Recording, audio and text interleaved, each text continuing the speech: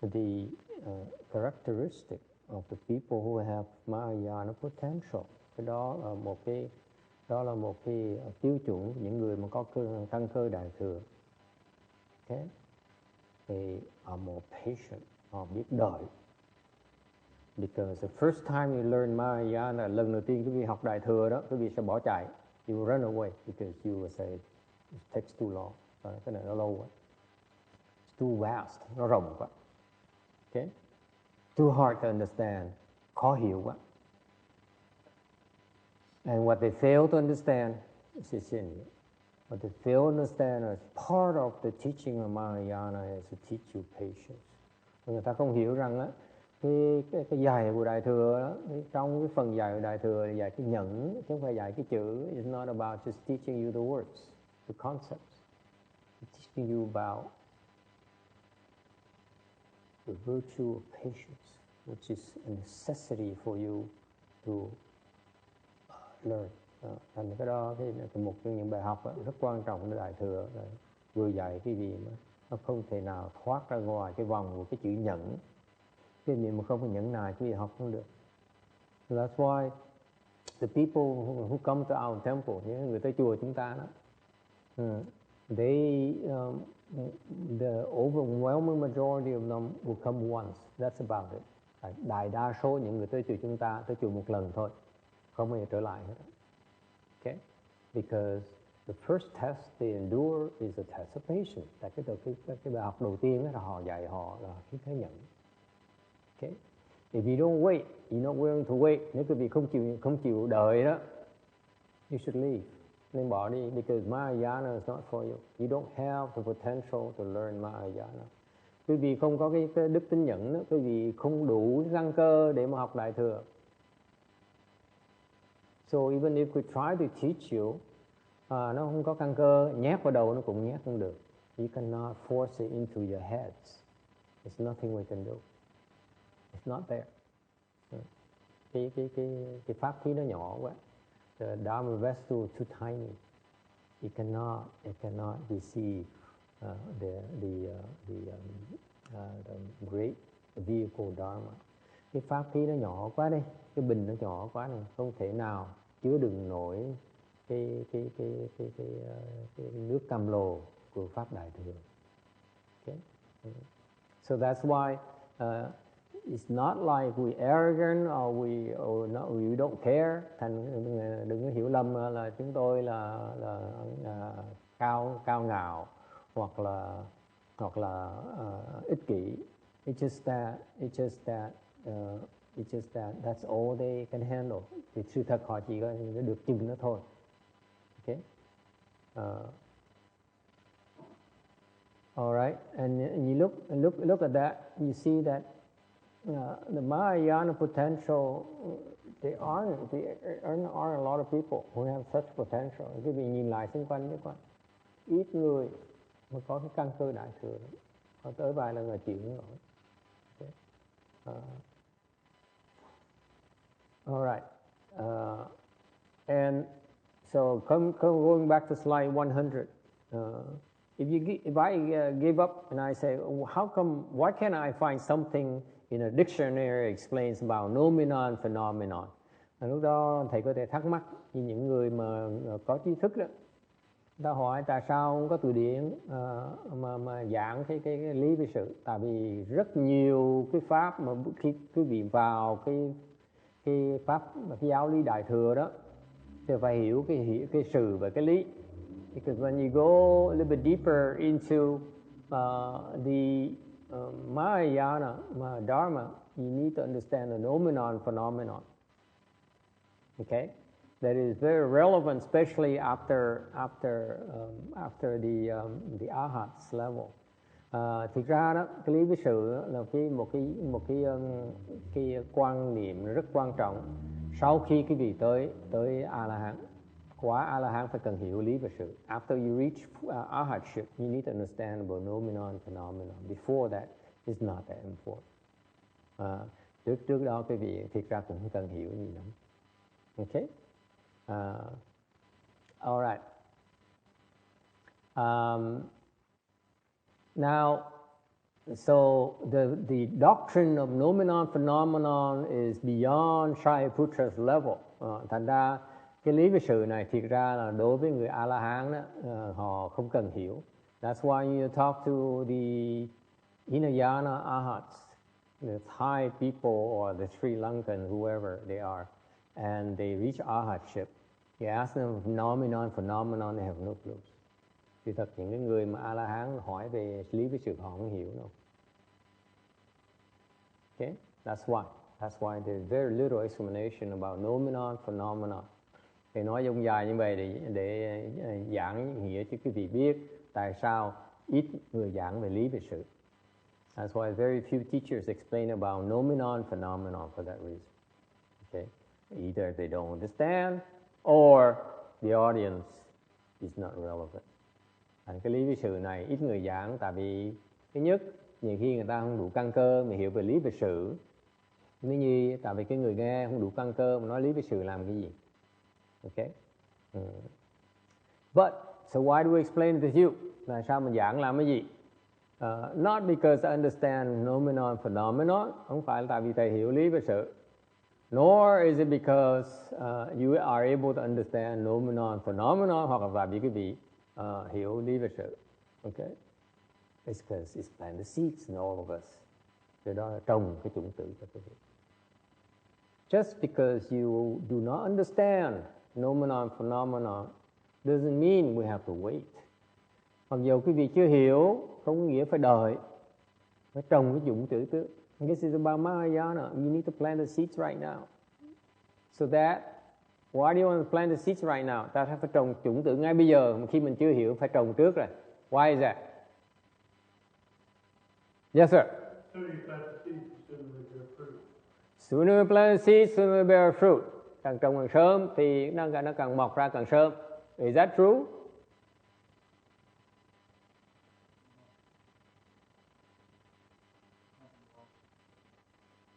What if you plant the seed earlier and it receives no nourishment? It's not going to come out. True. Okay, so it's not a timing issue. It's not a stack.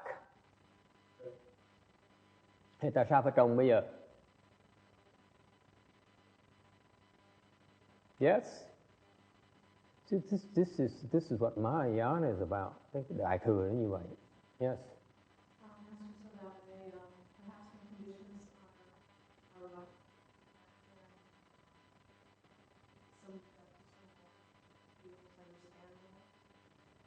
Yeah, you never know. You never know. You never know when it's going to come out. Just don't worry about the result. You worry about planting. Let it take care of itself. Right? That's the spirit. Cái đại thừa mình chỉ trồng thôi. Mình không tham lam. Mình không có đòi hỏi. You plant the seeds. You have no expectations. It will take care of itself. Nó từ từ thành tựu. Khi nào nó đủ nhiên nó thành tựu. Mình không cần tham lam. Tại mình trồng mà tham lam thì nó càng khó mà nó mọc ra. Because when you plant the seeds with expectations, with greed in mind, then it's much harder for it to mature.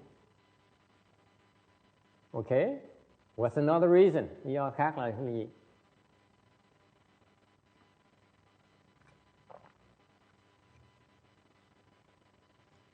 Good beer.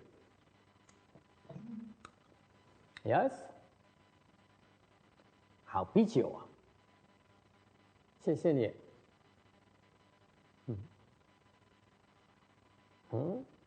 What's another reason? Quả ngân lý do thứ nhì tại sao mà dạy về những cái chuyện mà toàn xa vời, lý về sự, nghe mà không hiểu gì hết. Huh? What?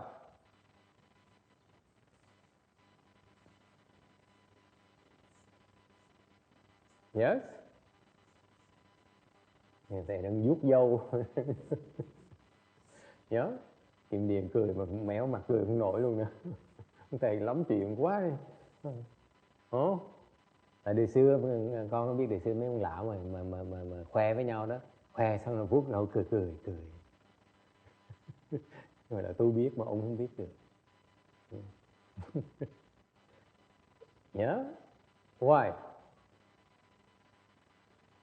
Tại sao vậy? 为什么? Yes, boy. Why? You here for a reason? Yes.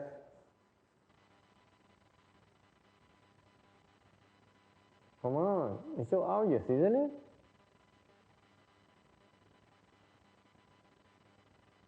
To show how stupid you are. Cho quý vị thấy quý vị dốt một chừng nào.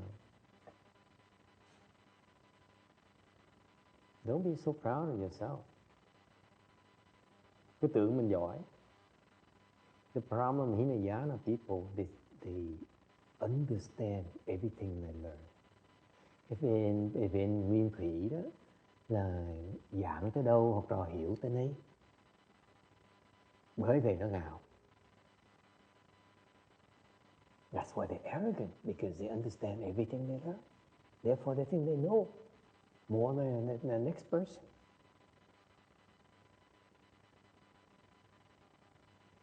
Còn giảng mấy cái lý cái sự nó không hiểu thì sao nó ngạo được. Những cái giáo lý nó hiểu không nổi thì sao nó ngạo nổi. Thì sẽ mình còn phải cần học thêm nữa. Once you realize there's so much you don't understand, you tend to stop yourself from being arrogant and remind yourself there's so much more I don't get yet.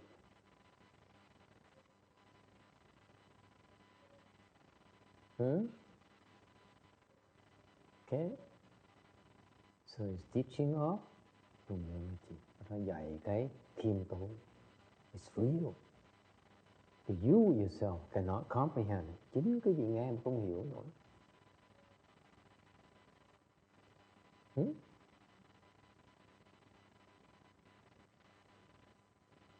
How can you be so full of yourself? These are critical issues that you need to understand, and yet you don't understand. Okay. The arhats, like Shariputra, những người tiểu thừa như Ngài Xá Lợi Phất, vẫn chưa hiểu được cái chân không. They don't understand true emptiness. By the way, they understand emptiness. Thật ra họ hiểu về cái không. Okay? Hiểu cái không rồi. They understand about emptiness. But emptiness is not the same as true emptiness. Để cái không đó, nó khác chân không rất là xa. It's very far from true emptiness. It's very far from emptiness. It's very different. Okay? And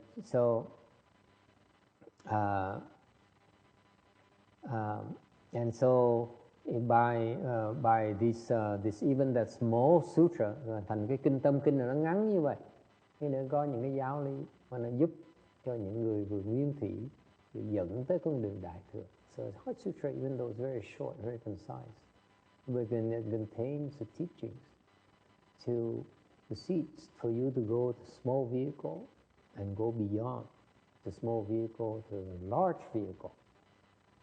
Okay? Any questions? Ai thắc mắc gì không?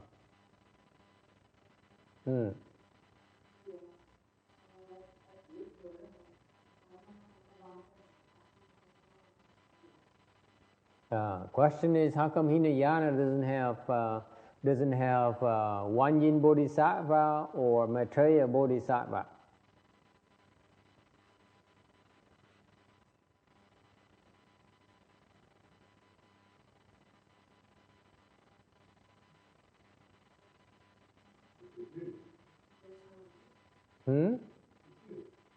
Did you? Huh?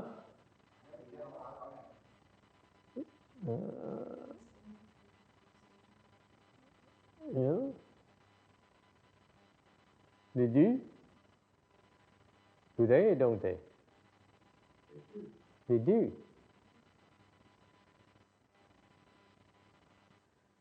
Ông nói có. Where? You go to a place like Sri Lanka temple, there's no one yin. Right here in the U.S., you go to Sri Lanka temple, there's no one yin. No one yin. There's no fat bodhisattva. Đúng. tới cái chùa, tới cái một cái chùa chẳng hạn như chùa Tích Lan ở xứ Mỹ này đó, không có Quan Âm đâu, không có Di Lặc đâu. Because it's those people at the level of bodhisattvas, and these people do not worship bodhisattvas.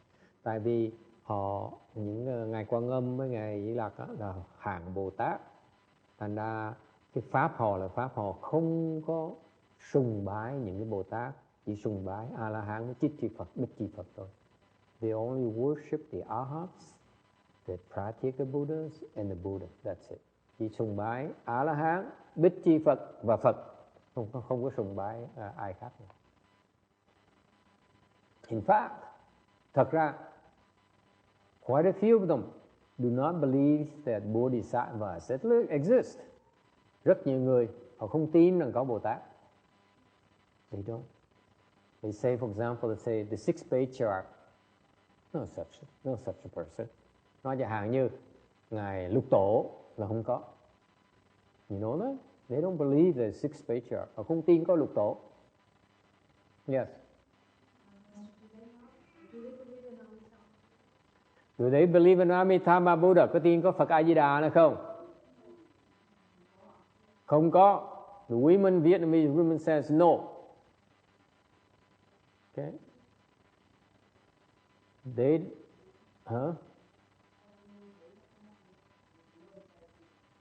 Không có Tây Phương Cực Lạc. Tại sao thầy thấy mấy cái đám tang toàn mấy người thầy nguyên thủy tới không vậy? Họ tụng toàn là tụng vãng sanh không, Nam Mô A Di Đà Phật rồi.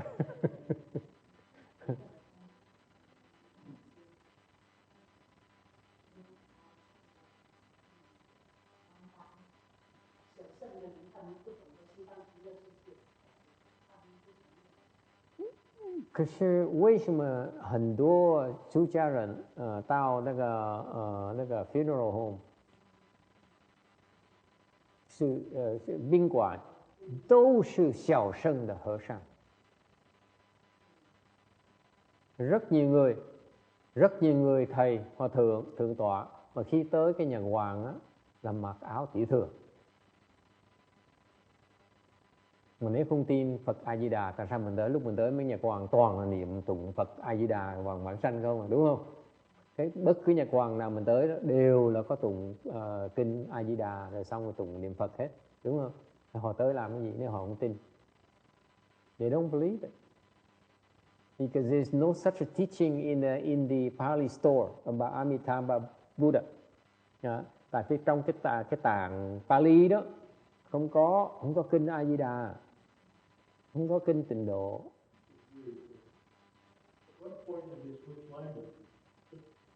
They never switch language, by the way. They're two different recordings.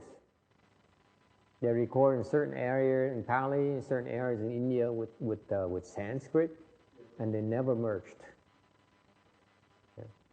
Tại vì hai cái truyền thống nó khác nhau. Bên truyền thống mà tiểu thừa đó thì người ta biên chép bằng tiếng Pali. Còn cái đại thừa chúng ta thì biên chép bằng chữ Phạn. Lúc mà họ chia ra đó thì họ đi khác nhau, mỗi nơi khác nhau. Thành ra không có trong cái tạng Pali nó không có Bồ Tát. So true to the teachings, you have to give them credit for this.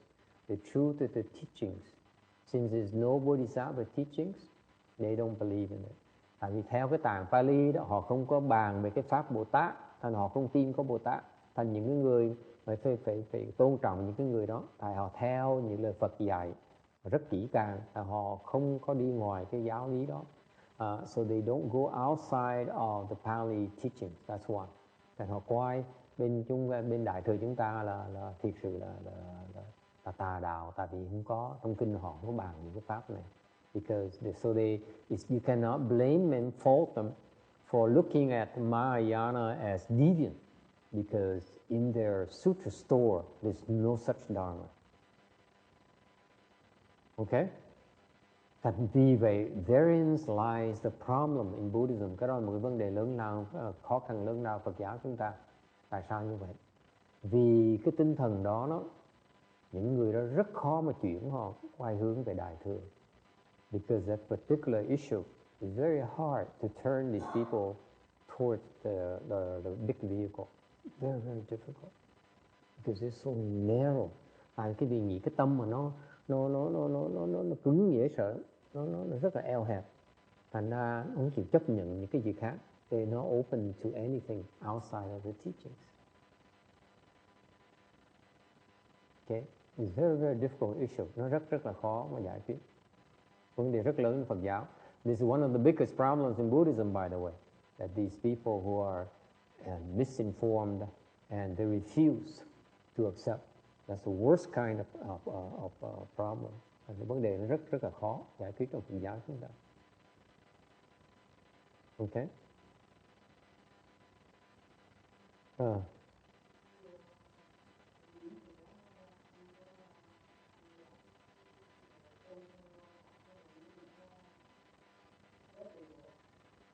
So they don't believe in Amitabha Buddha, and they don't believe in Bodhisattva. So where did they go after they die?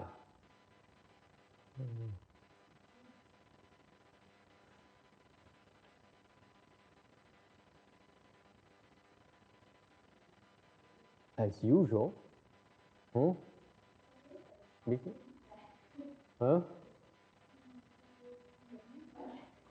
They enter Nirvana. This woman is obsessed about Nirvana. Cái cô này sao bỗng nhiên ngày hôm nay mà cố chấp về cái niết bàn dễ sợ.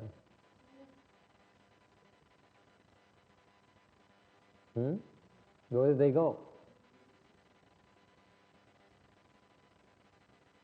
They go the same place before. Họ đi mấy cái chỗ cũ. Chạy vòng như vậy. Okay. They keep on cycling through.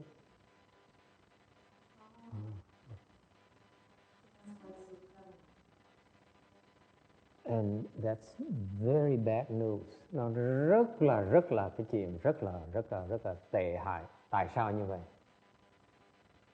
Cái chạy vòng về hoài. It's a vicious cycle. They cannot get out. Chạy vòng về hoài. Okay. Thì sao bây giờ?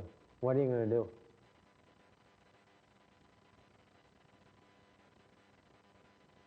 You give them. Muốn giúp họ làm sao bây giờ? Yeah. You know. Muốn giúp mấy cái người mà ngoan cố nha, giúp họ làm sao bây giờ?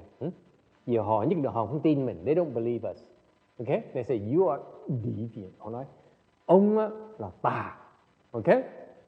You are deviant. Yes. There is no such person as the sixth patriarch. There is no Amitabha Buddha. Không có lục tổ Huệ Năng, không có Phật A Di Đà. Thì sao giúp họ bây giờ? Quang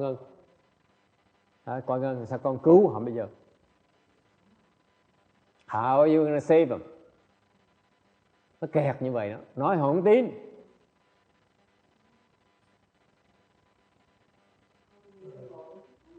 How do you save these people? Đừng có đổ.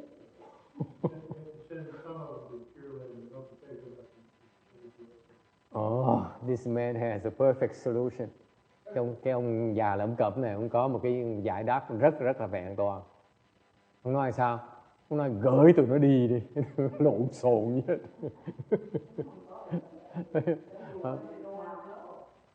Đại thừa mới có phương pháp gửi chứ. Nó không thích mình muốn gửi được như thường. So Mahayana. This man is so Mahayana. You don't like it? We're going to send you there. That's why we send you there. Tại vì nó không thích, mình mới ép nó, gửi nó đi. Yeah, you Koreans don't have this dharma. Yeah, it's no, you don't. We force it upon, you force it down the throat. You don't like Mahayana? Here. Thành ra bên Đại Thừa chúng ta có những cái pháp mà gửi nó đi, không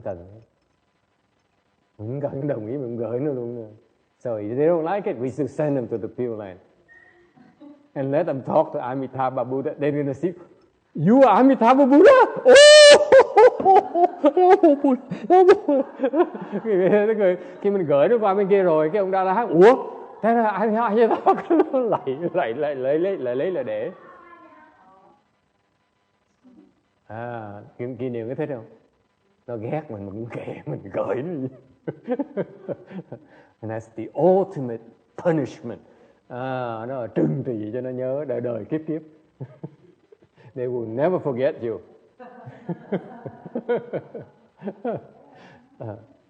Okay, what's another way? Nếu gửi nó không được làm gì bây giờ?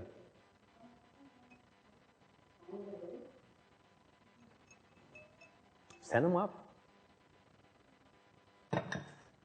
If Mahayana doesn't have that ability, then it's not Mahayana.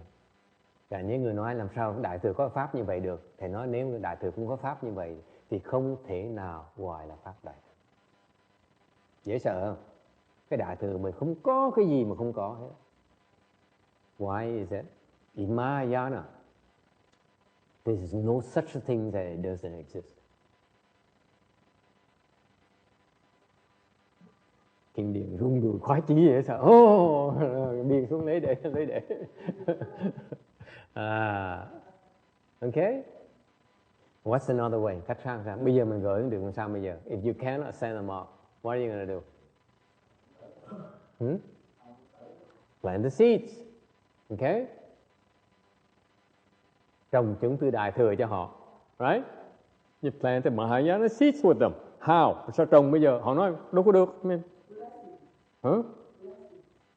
You are evil. Then they say, back. You know, we don't want you. Nói là tụi bay là đồ tệ hại, rồi là tà đạo. Okay? Nghiên thủy nhìn Đại Thừa nó tụi bay là tà, tới cười vậy đó. Mình cũng chịu thôi. Mình sao trồng bây giờ? How do you plant the seeds? If I tell you the next one, you'd love it too. Mà thầy nói cái chiều thứ nhì này, cái gì cũng thích thú, rung đùi dễ sợ lắm. Kim Điền chịu không nổi, nó nhảy cái tưng. Cái tụi Đại Thừa nó ghê gớm thiệt. And they say, wow, these Maya people, they are so dangerous.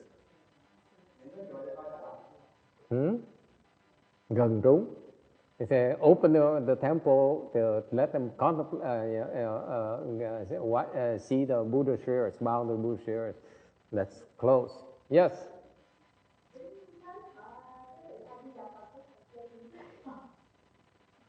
Gửi từ A Di Đà Phật tới. She says, send them a Amitabha Buddha statue. Oh, how evil. This woman is so evil. Cái cô này không nhìn ác dễ sợ. Gian ác dễ sợ.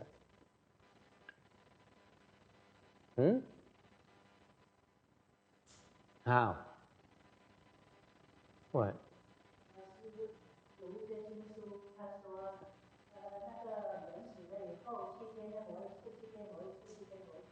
Right.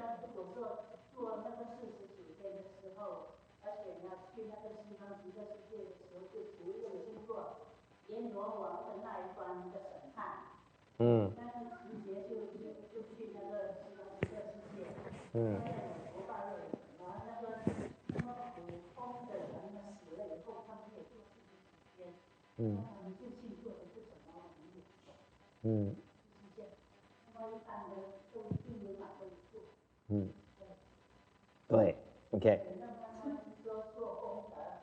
Tuệ.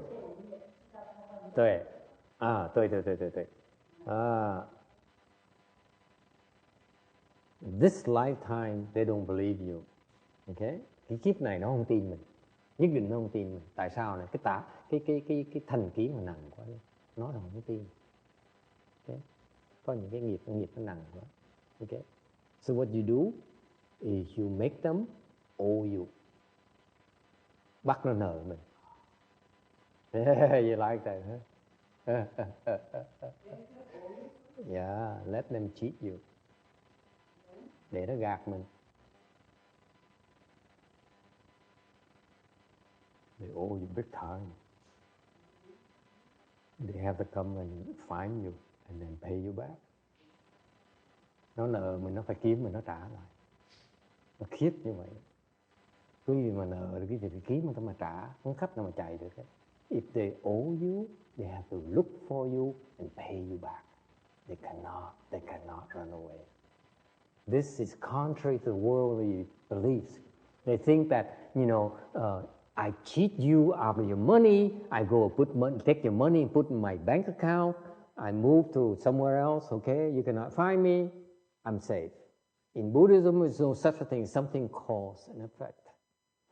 Cái thế gian pháp là quý vị phải gạt tiền người ta, xong bỏ chạy, quỵt người ta, quỵt nợ, rồi người ta kiếm mình được, mình sung sướng, mình rung đùi, mình thoải mái, sung sướng cuộc đời của mình. Đại thừa mình không có được như vậy. Đại thừa mình có cái luật nhân quả. Quý vị mà nợ người ta đó là phải kiếm người ta mà trả lại, không cách nào mà chạy được hết. Trước khi nào phải trả hết. Thành ra thay vì mình thuyết phục nó, mình để cho nó quỵt mình, để cho nó cắp của mình, để nó gạt mình, để nó nợ mình, cuối cùng nó phải chạy tới nó kiếm mình để nó trả lại, đó mình mới dạy nó được. Hay cao tơ ứng dễ sợ không? Nghe cô? You let them cheat you, you let them steal from you. Okay? In the future, they have to look for you to pay you back. Then you can teach them. Lúc nó thấy yếu rồi dạy nó mới được. Còn nó ngang mình ở trên đầu mình dạy nó vô ích. If they're better than you or same as you, don't bother teaching them. Dạy vô ích. Hiểu không Quang Ngân? Nó phải con mình mới dạy được. Còn nó là cha mình, mà mẹ mình, nó ông nội mình nữa. Sao mình dạy nó được? If they're your children, you can teach them. You have a chance.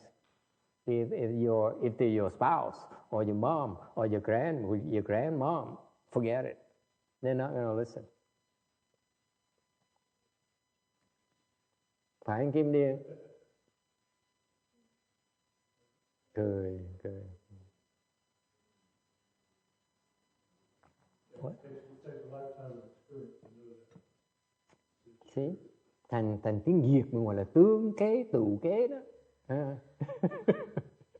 Trang chi, chẳng chi, chiêu chi. Tiếng ở Tùng á, cho nó gạt mình.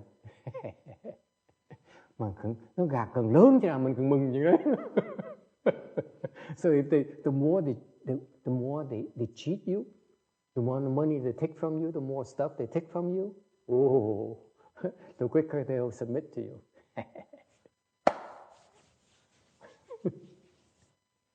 Cho ăn cắp. Yes?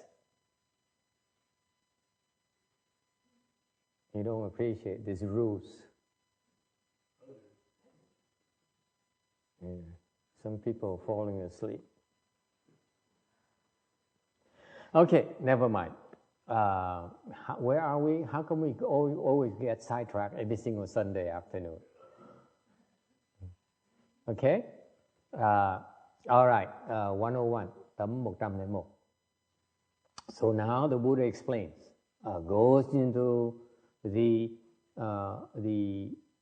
teachings, okay?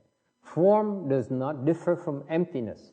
Kinh văn nói là sắc bất dị không, sơ bủ y không. It says form is not different from emptiness. Cái sắc á, nó khác, không khác là cái không. How is it possible? Làm sao có chuyện như vậy được? Okay. Form itself has characteristics, perceptible characteristics. Cái sắc á, nó có những cái hình tướng, làm sao nó là không được? Okay. It can be seen, it can be a form. By definition, cái sắc á, là có thể thấy được. Okay. Có cái bóng. There's a shadow. Every single form has a shadow. Mỗi cái tướng, mỗi cái sắc á, nó có một cái hình bóng. Nó có cái hình tướng. Làm sao nó là không được? Okay. Furthermore, the notion of form. Thứ nhì, cái sắc á, là có một cái gì nó đặc ở trong đó. Form has solidity feeling. Correct? Có đúng không? Bất cứ cái vật gì mình có giống như nó có đầy ở trong, nó đặc ở trong mới gọi là cái sắc. Cái sắc nó hai cái khía cạnh. So in summary, the form has two characteristics. It's very interesting. It has a shape. It can be seen. Thứ nhất là cái sắc nó có một cái hình tướng có thể thấy được. có thể rờ được. Okay?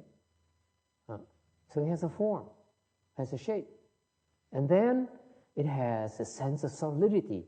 Và thứ nhì đó, nó có cái đặc ở trong đó, nó gọi là cái sắc. Okay? Whereas it says here, form is not different from emptiness. Emptiness here refers to true emptiness. Cái không ở đây là nói về cái chân không, chứ không phải là chỉ là cái không đâu. Okay? Cái chân không này rất có nhiều cái tên. This true emptiness has many names. It's called the Buddha nature.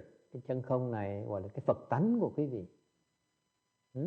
It's something that is perceived by the enlightened beings, những cái người mà giác ngộ đó, thấy được cái Phật tánh này, thấy được cái chân không này. Okay. This true emptiness here, cái chân không này nó không phải như là cái không như quý vị tưởng tượng. It's not cannot be equated to emptiness as you conceive of. The emptiness you conceive of is not there. Nothing is there. Okay?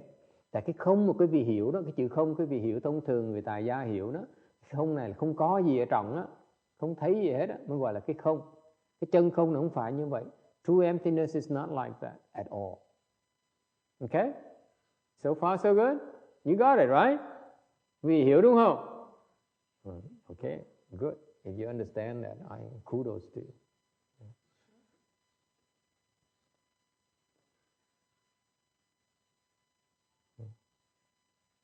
Yes. Master, is true emptiness where enlightened beings dwell? What do you mean by dwell? Be careful what you ask.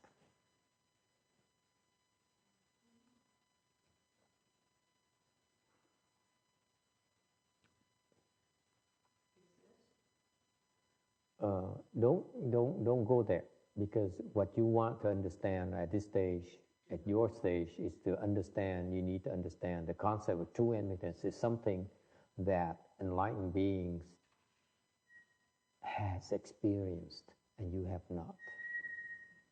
Cái chân không này á, là hiểu cho rõ ràng. Cái chân không này á, là một cái cảnh giới mà cái người giác ngộ người ta đã đạt được, đã thấy được. Còn mình phàm phu mình thấy không được. Okay? It is something that you need to experience yourself. It's not something that can be described by words. Cái cảnh giới của chân không này nó là cái cảnh giới mà quý vị phải thể hội, chứ không thể nào diễn tả được. It's a personal experience. Đây một cái kinh nghiệm cá nhân của mỗi người. Okay?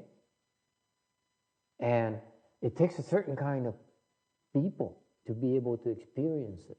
Có những cái loại người rất đặc biệt mới được mới được có cái kinh nghiệm, có được cái cảnh giới này thôi. So that's why once you experience true emptiness, okay, your being changed. Một khi quý vị thể hội được có cái cảnh giới, nhập vào cái cảnh giới chân không này đó, thì con người quý vị nó đổi. You change. Your body changes, cái cơ thể quý vị nó đổi. Your mind changes, cái óc quý vị nó đổi.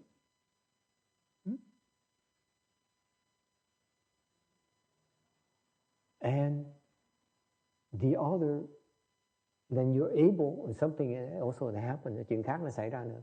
Then you're able to see other people who also have experienced true emptiness.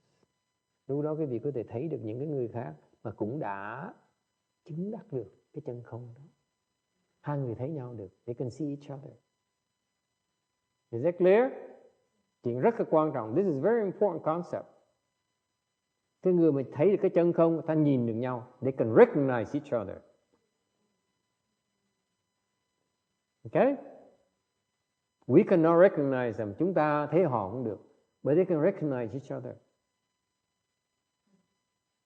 That's why Xu Yun, when he saw Master Hsien Hua, he says, Ru shi, Ru shi. You are thus, I am thus. Thì bởi vì Ngài Hư Vân đó, khi mà Ngài gặp Ngài Tiến Hóa đó, thì Ngài nói như thị, ông như thị, tôi cũng như thị. Ý nghĩa là vậy đó.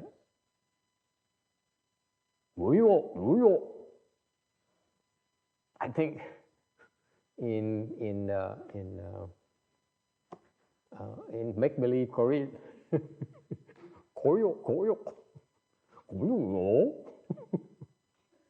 I love Korean, by the way, because it's so cute.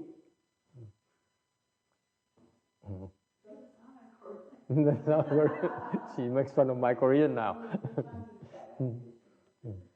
You should not make fun of people who speak Korean.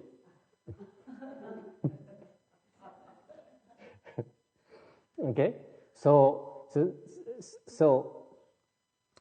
that is also called, cái đó gọi là gì nữa?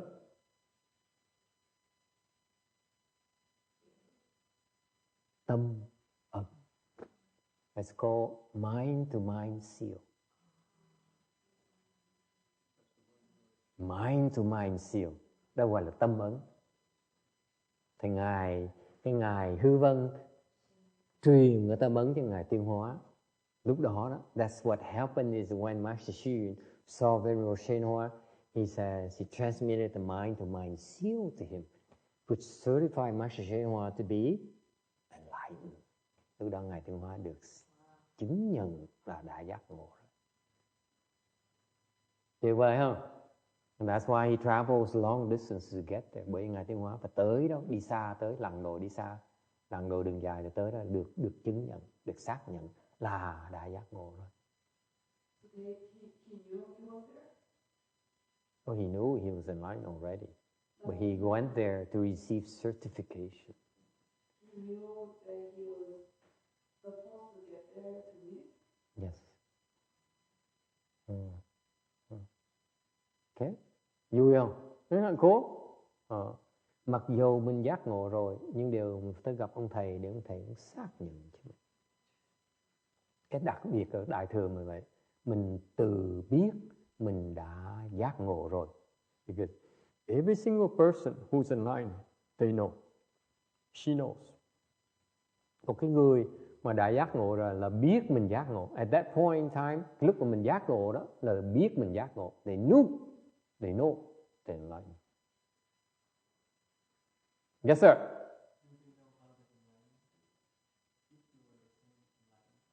What? I don't know about that. Okay.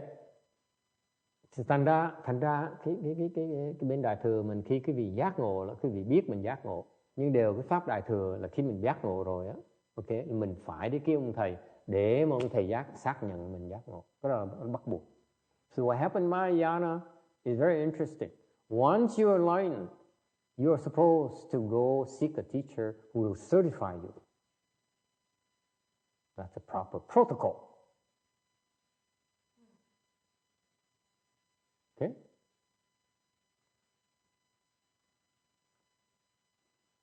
So far, so good?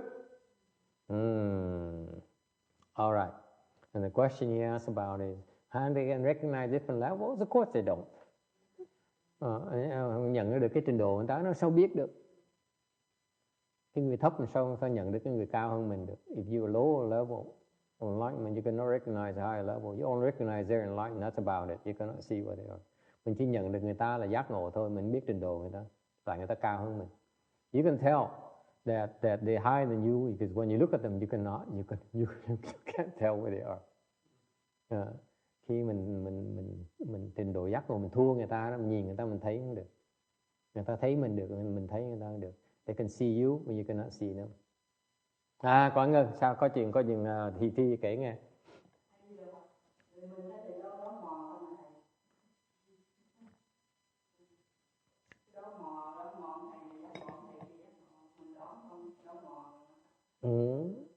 Đoán thôi, mình đoán vui hơn chứ còn biết là có gì vui nữa đâu. Mình biết đâu cần đoán.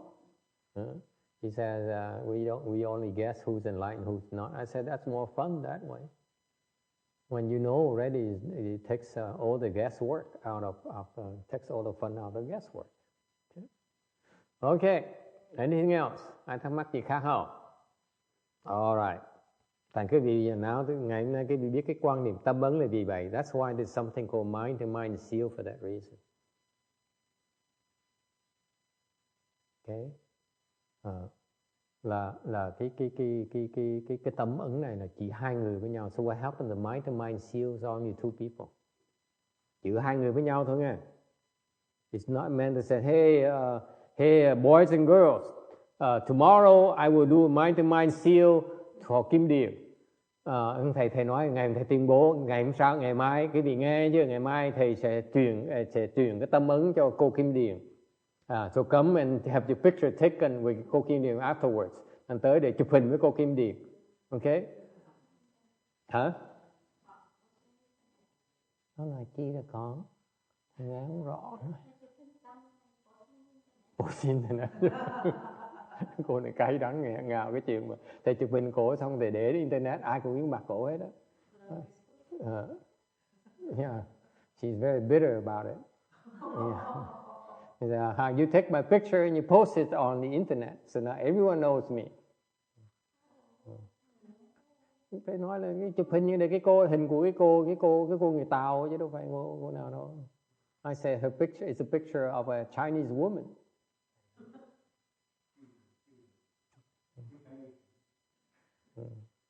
Okay.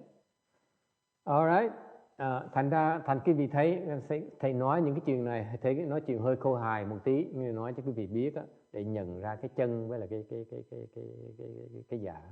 I know I'm making fun of this because I'm bringing it up in a jesting way, out of jest, because I want you to recognize what's right and wrong. You don't do those things. You don't say I'm going to have a ceremony to do a mind-to-mind seal. That doesn't happen. Anh nói tổ chức một cái pháp hội để mà thầy truyền tâm ấn cho đệ tử là cái chuyện nó không bao giờ xảy ra hết đó. Không có chuyện đó. It doesn't work like that. In the history of Mahayana, trong cái lịch sử của Đại thừa chúng tôi đó, không bao giờ có chuyện nó xảy ra hết đó. Từ Đức Phật cho tới ngài Sơ Tổ, rồi tới ngài Tiến Hóa lần cuối cùng, tới ngài Nhị Tổ, bây giờ không có chuyện nó xảy ra. Since the time of Shakyamuni Buddha until Mahakasyapa, the first patriarch, to Bodhidharma, to Venerable Shenhua, and the second American patriarch, it never happened. And the fact of the matter is, you don't even know who the second patriarch is. Cái bằng chứng của thầy là hiện bây giờ nhị tổ người Mỹ đó, quý vị không biết là ai nữa, đúng không? Nhị tổ xứ Mỹ quý vị đâu có biết là ai đâu. Ngài Thiên Hóa đâu có nói tao sẽ chứng cho cái ông này để mà sau tụi bay tới mà cúng dường ông đó. Master Sư Hoa didn't say that I'm gonna do a mind-to-mind transmission this guy so that they come and support him or something. Okay? Yeah, and then have Lê Nông Nguyên come and interview him, something like that.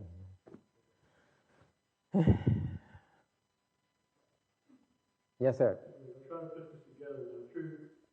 True emptiness is the Buddha nature. The Buddha nature is the big body, which is also no body, as in Vajrayana. Yeah. So. The big body is no body. That's the Buddha nature also. Yeah. So you're having true emptiness is the Buddha nature. Yes. I'm just trying to get it all straight. Okay. It's also called true suchness. Okay. Yes. Buddha nature, the Tathagata's treasury, there's so many names. I mean, after a heavy lunch, I don't remember them all. Nó có nhiều danh từ. Okay. All right. Yes. Question. You brought up the second picture. Yes. You have a question? Yeah, well. Who is he? For me to know, for you to find out. And then the other question is, I wonder, of course, I don't know how we would ever know, why would not a Câu hỏi là thầy nói cái ông nhị tổ xứ Mỹ này, thì hỏi là ông cô này nói ngọng hắn, nói không biết tiện nói ra. Thầy hỏi, ý cô muốn hỏi là ông đó là ai? Thầy nói là ông đó là thầy biết mà cô không biết. Ok, cô nói xong vậy thì tại sao người ta không chịu xuất lộ ra? So why does he want to let people know he's second patriarch? Cho ta biết. Why would he want? What would be a reason for him not to be known? Một cái lý do làm sao, tại sao ông muốn người ta biết mình là nhị tổ? Tại sao vậy Quang Ngân? If you let Ngồi Dính know that you second patriarch, ví dụ thầy mà nói này, Quang Ngân thầy bỏ nhỏ con nghe này, thầy tin tưởng con lắm nghe chưa? If I go to Ngồi Dính and say, Ngồi Dính, I trust you with my life. You know that. I say, yes, you can believe me. Thầy tin tưởng Quang Ngân dễ sợ. Bây giờ thầy nói Quang Ngân biết cái bí mật này, bật mí cho bí mật cho Quang Ngân nghe. I'm going to tell you a little secret. I am a second patriarch. Nói thầy là nhị tổ. Vicky!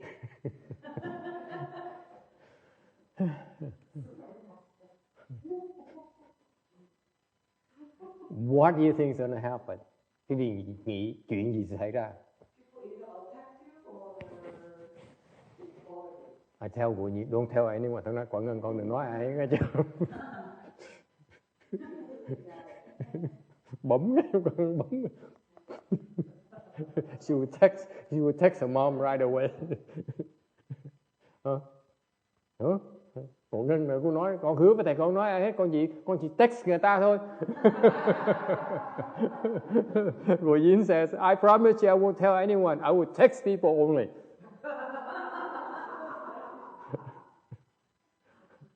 See the problem? Cái gì không? Cái người phàm phu đó, người ta giữ bí mật không được. The problem with mortals like you is that secrets kill you. You cannot stand it. Cái gì mà có giữ bí mật không được. Nó ấm bức. It just doesn't feel right.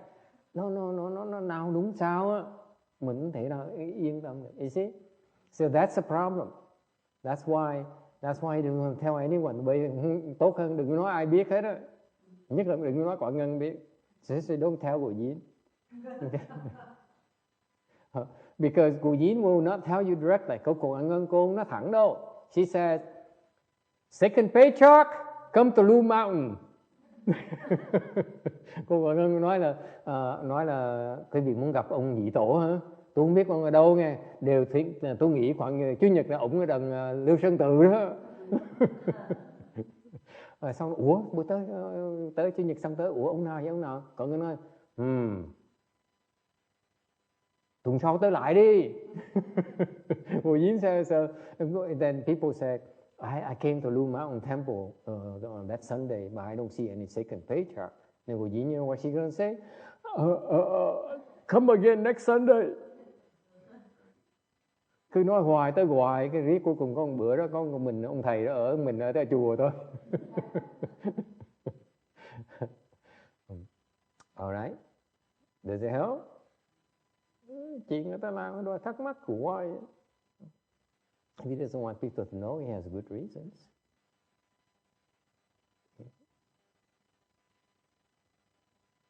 Alright, 102.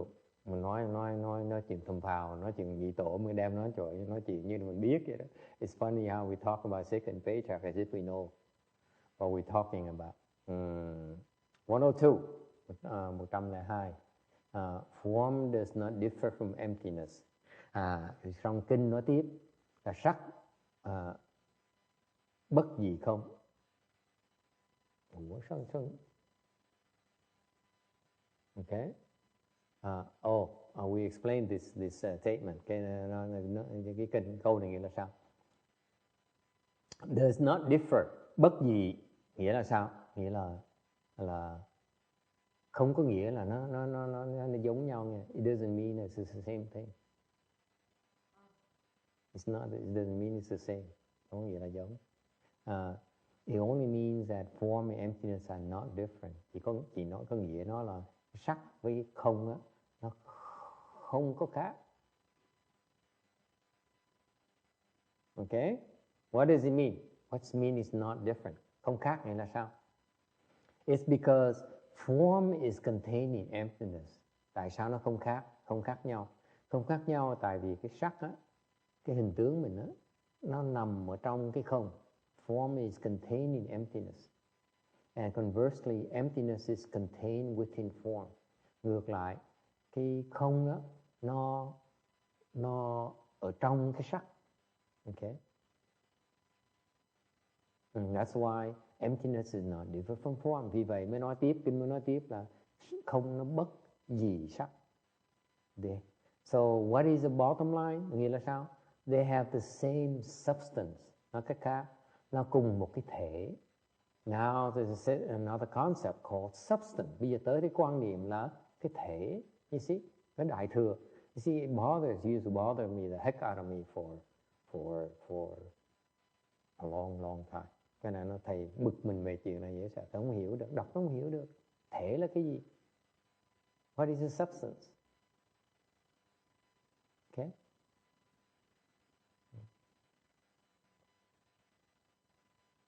Okay? So, in essence, what is this sutra, this phrase is saying, ta nói là sắc bất dị không, không bất dị sắc, nghĩa là sao? To say form does not differ from emptiness and emptiness does not differ from form. What does it mean? It means that the characteristics, the marks, another word for it, another technical jargon is called function. Okay? They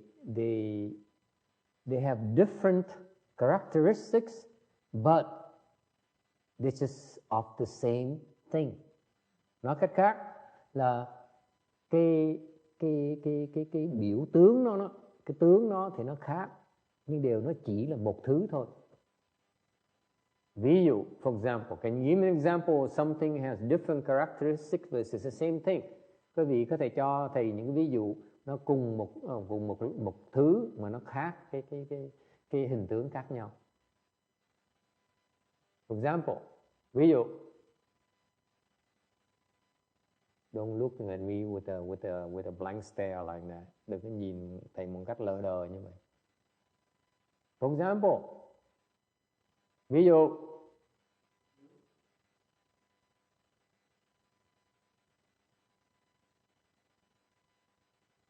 water.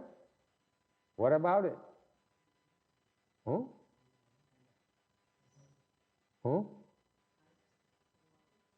Ice and hot tea?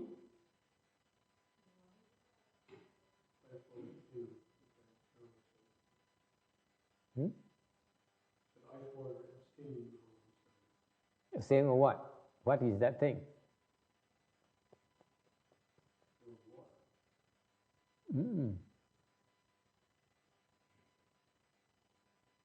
Đá với là nước là cái gì? Cái thể nó là gì? Cái tướng là gì?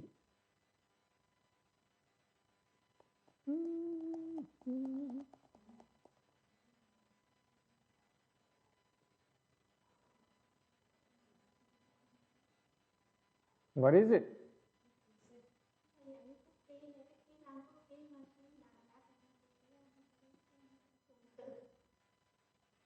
No, it's still cookies.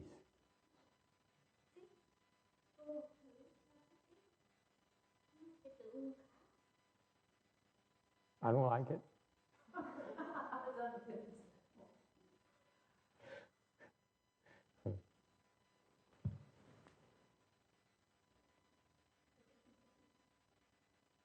The queen. Oh.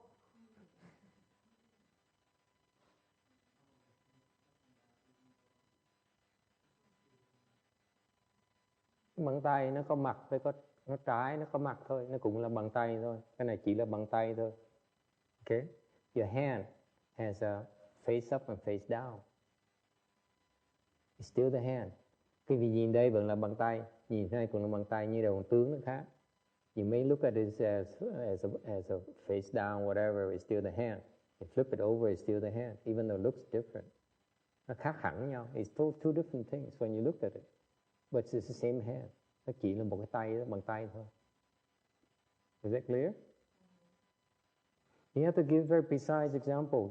Cái vị cho ví dụ phải rất rõ ràng. Okay? So, in this case, bởi vì trong cái trường hợp này đó, thì cái thể là gì? What is the substance? Trong trường hợp cái ví dụ thầy mới cho cái vị, cái thể là cái gì? Cái thể này là cái bàn tay. The substance here is the hand. Okay? And what difference is the characteristics? One is face up, one is face down. Hai cái tướng khác nhau của tướng bàn tay nó phía mặt và phía trái, chừng đó thôi, nó cũng chỉ là bàn tay thôi. So what happened is that people are only able to see this side, and they say this is the hand. Quý vị thấy không?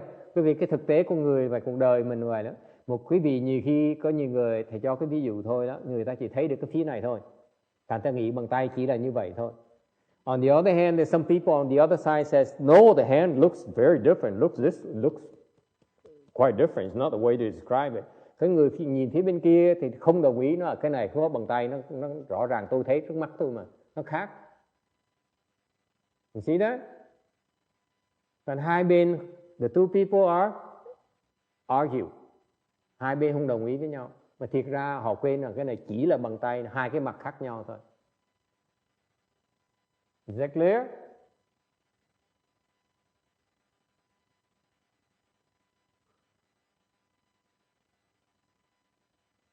Any questions? Ai thắc mắc gì chuyện này không? It's a very important concept. Cái thể, ý nghĩa của thể là vậy. Cái thể chỉ là cái bàn tay, nhưng đều hai cái mặt nó khác nhau, thành ra mình nhìn nó khác nhau. Thiệt nó chỉ là bàn tay thôi. Thành ra mới Phật Pháp mới có cái thể và cái dụng. That's why in Buddhism there is a concept of substance and the use and the function. Quý vị thấy không? Tôi hiểu cái ý nghĩa không? This bothers me for a long time. Cái này nó thầy thắc mắc về vấn đề nó rất là lâu. Thầy giảng cái việc ngày hôm nay để quý vị khỏi bị thắc mắc như vậy nữa.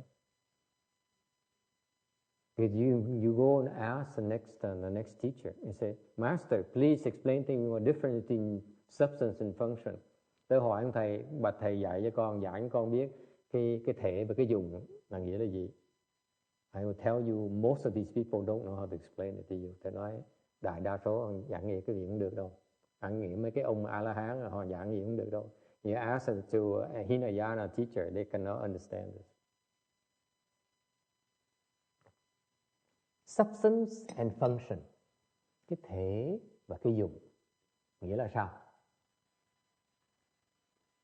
Cái thể, okay, là bằng tay. I give an example. The substance is the hand. Okay? The use is face down to do this. Cái dùng nó là cái mặt úp này á để làm cái chuyện này. See? This side cannot do this. See? Tôi thấy ngược lại, mình đâu có chụp được phía này đâu. This is called a use. Một cái dùng đó là cái dùng này nè.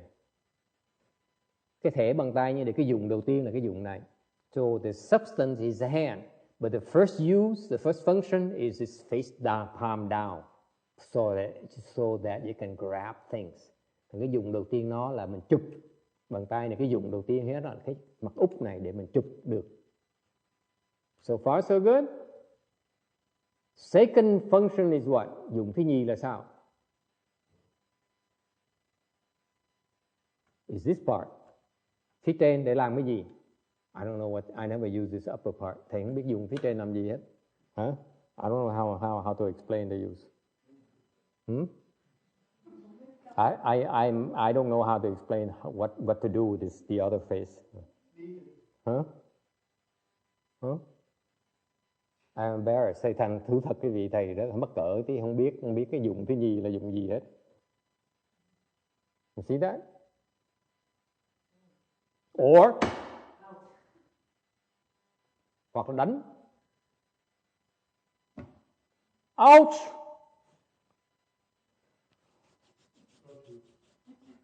Well, fingernails are on the back side, so whatever you have is for the fingernails. Now it hurts.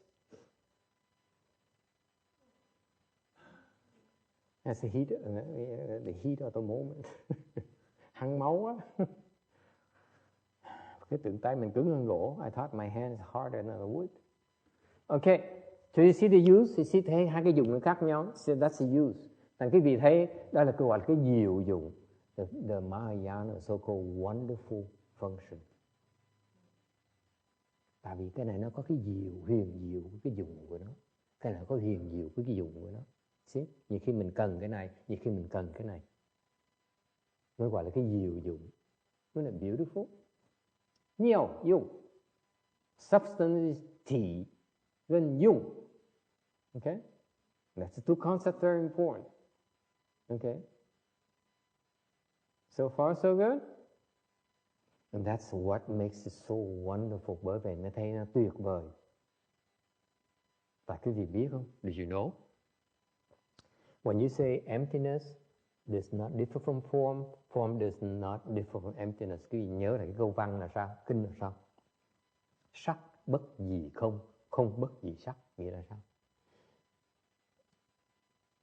Không này là cái thể. Emptiness is a substance. Nghe rõ không? Going back to this sutta now. Emptiness is a substance. Cái thể của nó là không. Heard that before. Nghe trước đúng không? Không mà cái gì cũng không mà đúng không? So everything is substance. From emptiness, depending on the use, you manifest different forms. Từ cái không, tùy cái nhu cầu của mình thể hiện ra những cái sắc khác nhau. From emptiness, depending on your needs, you manifest different forms only. Heavy duty, huh? That's why it's beyond comprehension. That's why it's called wonderful. Vậy mới gọi là cái diệu, là mình không thể là mình hiểu được.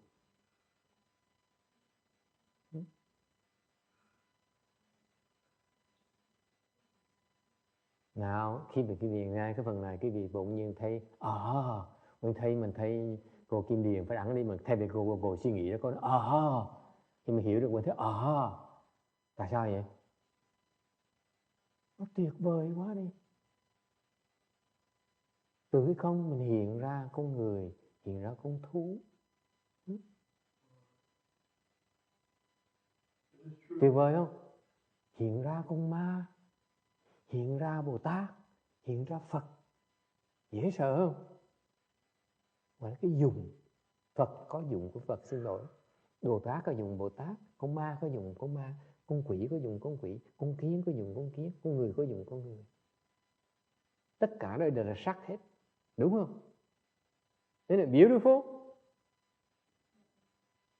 Hả?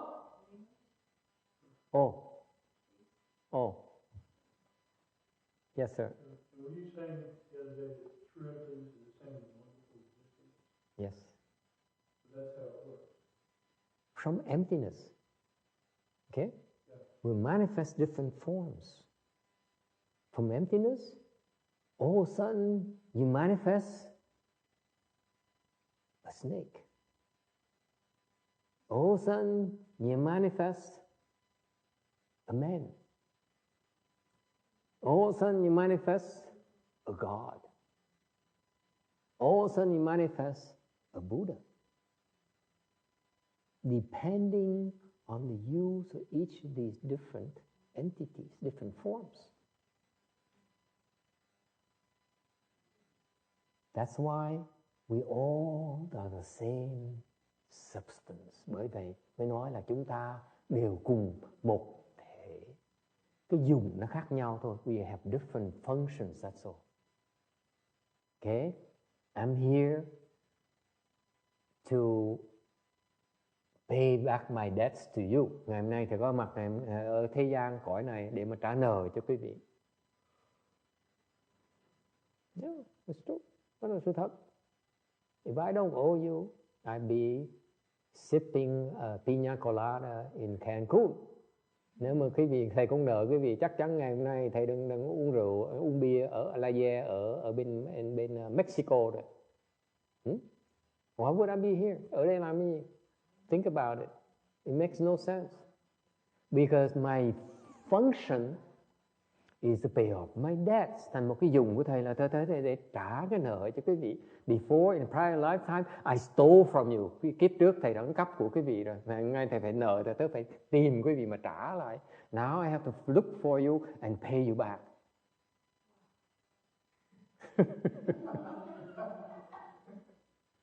That's called function. Does it help? Hiểu được không?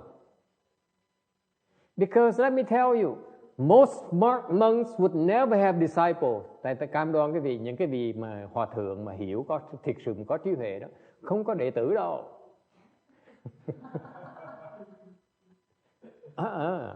They do not have disciples.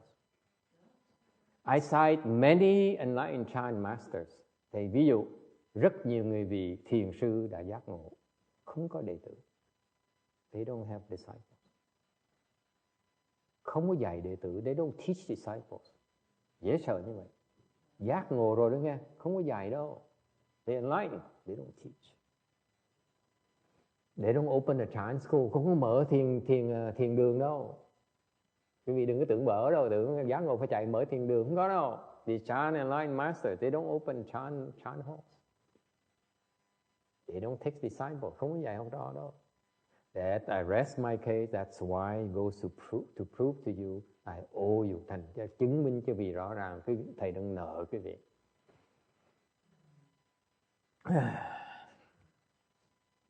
I need a drink. 你还是有啤酒吗？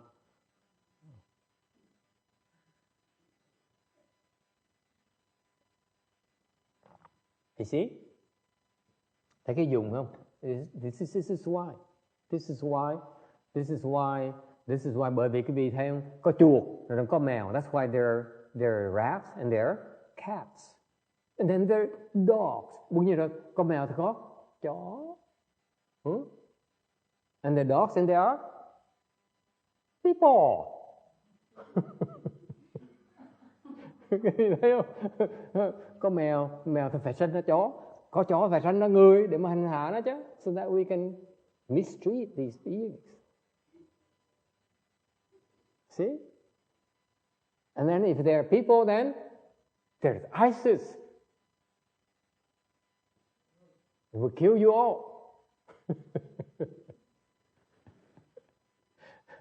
I'm kidding. Đùa thôi. ISIS are my friends. I mean, not my friends, but and there are people, then they are what? Con người thì có gì? Hả Quang Ngân? Con người thì có gì? If there are people, they're what?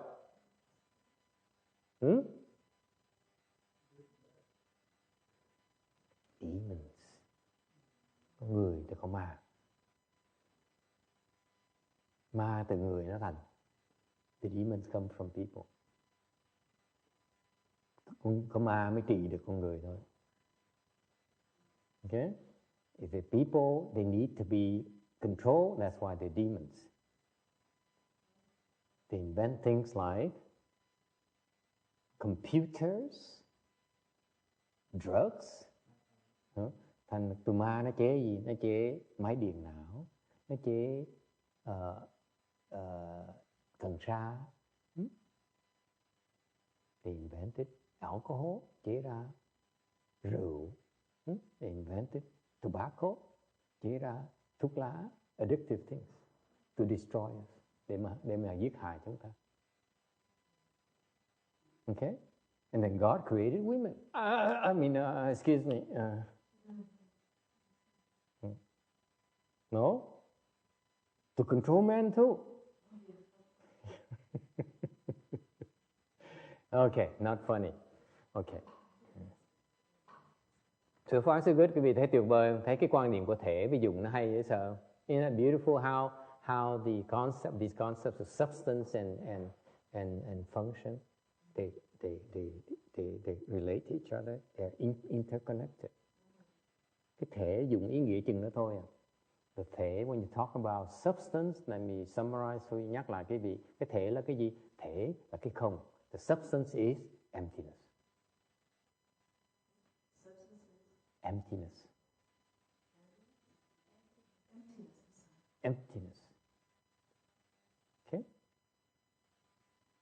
And from emptiness, you give rise to everything, depending on the use. And từ cái không đó, mọi cái vạn vật nó hiện ra tùy cái dùng của nó. Và có một cái, thì có cái khác để trị nó. Whatever you have one, you have another to counteract it. Thấy tuyệt vời không?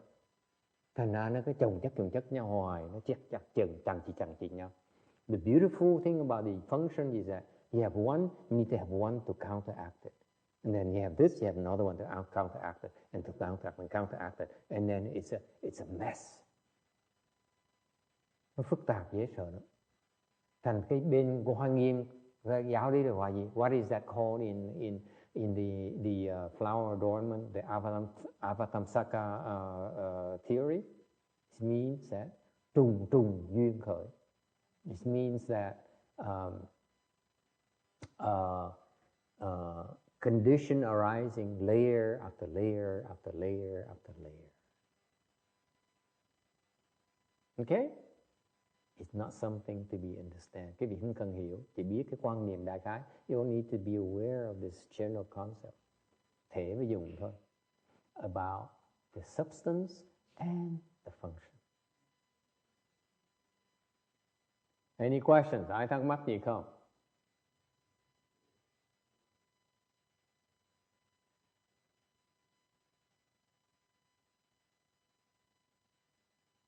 Yes, sir. Well, it's just a strange use of words. Truth is substance. It's a concept that you have to grasp. What? The concept that you have to grasp. The words don't quite make sense. Truth is a substance. Yes? Okay. Well, the whole thing's making my neck hurt when it happens. The concept. It's not something you're supposed to comprehend. Thầy mới giảng cái việc cái này không phải để quý vị hiểu. Okay? You can only listen to it. Quý vị chỉ nghe thôi. And then you will experience it in the future. Quý vị nghe thôi. Trồng cái chủng tử để trong tương lai để mà thể hội nó. Mình sẽ tự thấy nó. You will see it yourself. Okay? Just like those seeds you have to plant. You have to plant, that's all. There's no way for you to understand. Đừng có hiểu, đừng có ngồi mà đòi hiểu. It's impossible, không thể nào hiểu được. Your head will be spinning when you try to understand. It's useless, you cannot understand. Không thể nào quý vị hiểu nổi hết. Okay? Giống như máy điện toán, just like the computer, it says, does not compute, does not compute, does not compute. That's why you stuck. Mình không thể nào hiểu được, không thể nào tính ra được, không thể suy luận ra được. Cannot be deduced. It's impossible. Okay? 103.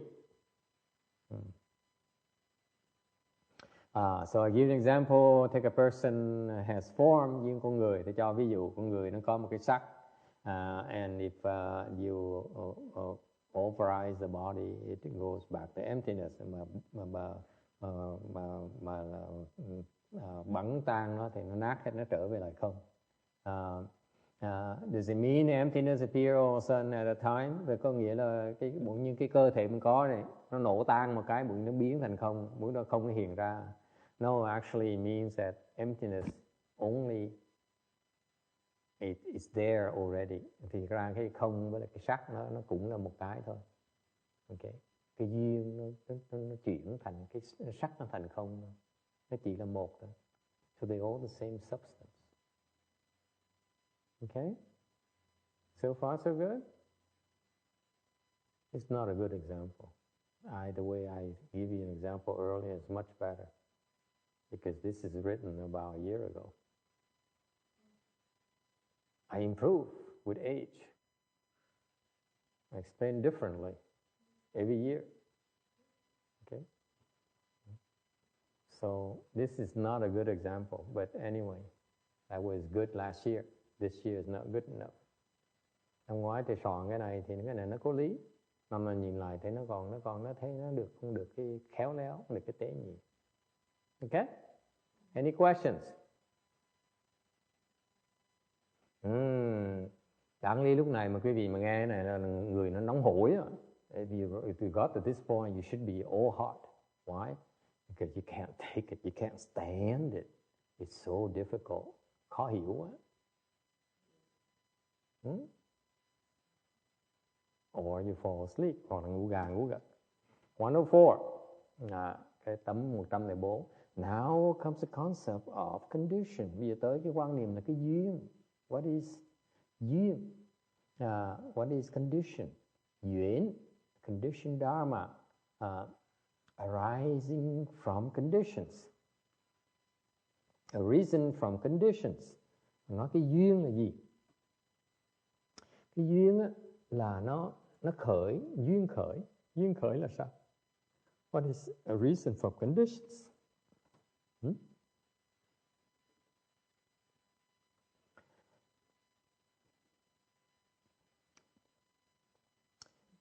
What is condition? Dharma. Cái duyên pháp là cái gì? Duyên khởi là cái gì? Duyên khởi có nghĩa là vì những cái nhân duyên khác nhau nó tụ hợp lại. A reason for condition means that it came together by the amalgamation of different conditions. For example, ví dụ, they give example of a table. Ví dụ một cái ví dụ của cái bàn. It's come together, it became a table because of the combination of the condition of a wood element, cái duyên của cái gỗ. There's a glue condition, cái duyên của cái hồ. There's the carpenter, có một cái ông thợ, okay? There's a tool condition, có những cái đồ nghề, okay? And there's a skill condition, có một cái cách mà ráp cái bàn đó lại, right? And then there's also another condition called a need. Cái duyên khác là cái dùng của nó, cái nhu cầu của mình. Mình tạo ra cái bàn tại mình có cái nhu cầu mình mới tạo ra. Nếu không có nhu cầu đâu có tạo làm gì. If there is no need for a table, why would you want to make a table? Why would you want to buy a table? So another condition is that there's a need arisal, which is also a condition. Okay?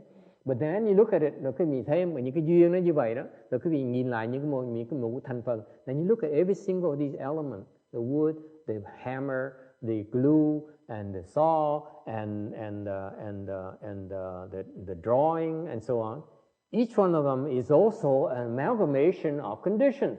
Rồi mỗi cái thành phần nó là một cái tụ hợp của những nhân duyên khác nhau nữa. For example, wood doesn't come about, dạng cái gỗ, doesn't come about unless you plant a tree. Mình không thể có gỗ trừ khi mình có cái cây. And the tree, and then in order for the wood you need to use as a table, you need to cut the tree down. Ta cần có người thợ để mà chặt cái cây xuống, right? And you need a person with a saw to saw it into long strips. Ta cần cái cưa để mà cưa cho nó dài, nó từng tấm ván, right? And then you need a truck driver to drive it, to haul it from the forest, from the factory to your workshop. Rồi phải cần cái người tài xế để chở những cái miếng gỗ đó từ cái chỗ cắt ra thành tấm ván cho tới cái chỗ quý vị làm cái bàn. You see, you have all these conditions. So you have these layer upon layers upon layers of different conditions. Is that clear? Thành bây giờ mới gọi là trùng duyên khởi, vì vậy đó là quý vị Từng cái một cái địa vị, một cái tầng lớp của nó có những cái duyên riêng của nó. Rồi cái vị đào sâu xuống nó có những cái duyên riêng của nó nữa. So far so good. That's why it's called condition arising layer upon layer. Bởi vậy mới gọi là trùng duyên khởi. So far so good. Okay, that's why a table is a conditioned dharma. Bởi vậy, ví dụ cái bàn là một cái duyên khởi, một cái duyên pháp hữu vi.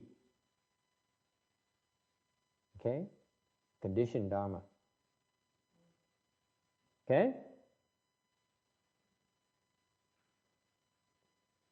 And then I'll give an example of education. And the father has to be strict, and the mother has to be kind. Okay? Rồi cho ví dụ khác là người cha thì nghiêm khắc, và mẹ thì dễ thương. Okay. All those are different conditions. That's not true. Okay, and then mother strict, father kind.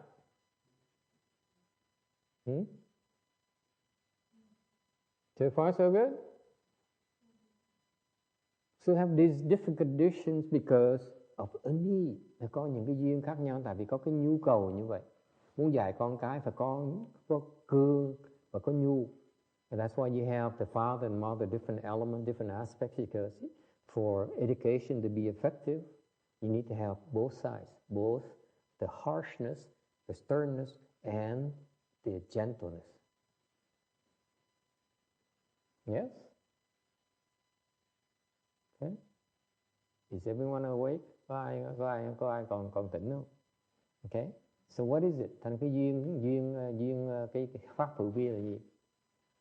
Everything you see is a conditioned dharma. Nói cách khác, nói một cách mà trắng trợn, tất cả những cái vị thấy đó là đều là pháp hữu vi hết.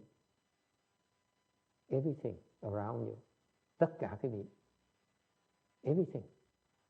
Nhìn xung quanh, look around. Everything is a conditioned dharma. Tất cả cái gì quý vị thấy đó, nghe đó, okay, đều là pháp hữu vi hết. Pháp hữu vi là cái danh từ Phật học. Pháp hữu vi. Okay.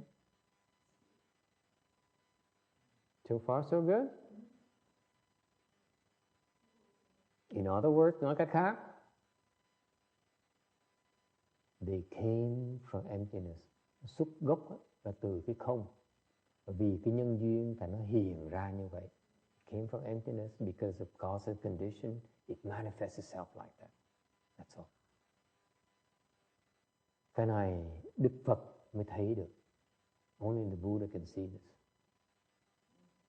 Before he came to the world, no one else could see it. Đức Phật mới thấy được cái này. So that's why he said, bởi vì Ngài mới nói gì? Đức Phật nói câu rất hay. Hey, Quang Ngực! Đức Phật nói gì nhớ biết không? Cô Bồ Di said, she's sleeping. I said, you know what the Buddha said? Đức Phật nói hai cái chuyện rất là hay. Nói hai chuyện rất là dễ hiểu. Very simple. He says, Ngài nói gì? Cái khổ lớn nhất là cái gì? What's the biggest? Xin lỗi. Cái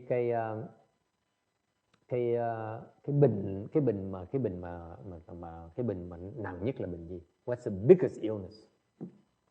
Diabetes, tiểu đường.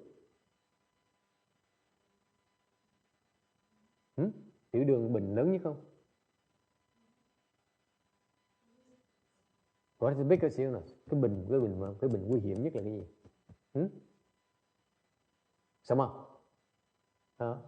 Tảng nheo. Sư. Diabetes. No? Cancer? Who thinks is diabetes? Ai nghĩ là tiểu đường? Who thinks is cancer? Come on, we have to take a vote. Phải bốc thăm nhé. Cancer? What about HIV? Huh? AIDS? No? No? Bipolar disorder, bệnh hưng trầm cảm. Depression.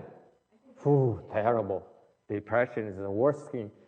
Cái bệnh trầm cảm là phiền phức nhất. Yeah. The most depressing. Yes? What is it? Cái bệnh gì nặng nhất? Please tell me. I can't give you my iPhone 6. Thầy không thể cho cái iPhone 6 này. Cho một cái thầy không có làm cách nào thầy dạy được nữa. I cannot function anymore. Okay? So let's say for $2. What is the most serious, the gravest sickness? Cái bệnh gì nặng nhất hả Quang Ngân? Come on, you internet people. What is the most serious illness?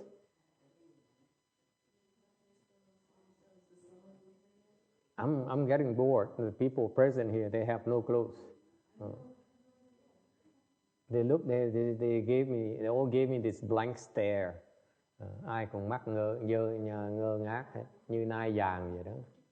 Bệnh nặng nhất là bệnh gì? This is the Buddha. Đức Phật dạy không phải thầy chế. This is not my invention. I didn't make this up. The Buddha said this. What's the most serious illness? Bệnh nặng nhất là gì? Tham sân si says retraces stupidity. Yes? Nghi, yeah. Nghi, no? Doubt is certainly not a problem with kim điền. Nghi là kim điền, không có vấn đề gì với cái đó. Vấn đề qua nghi là bệnh đâu. What is illness? What's the most serious illness? Come on people, come on.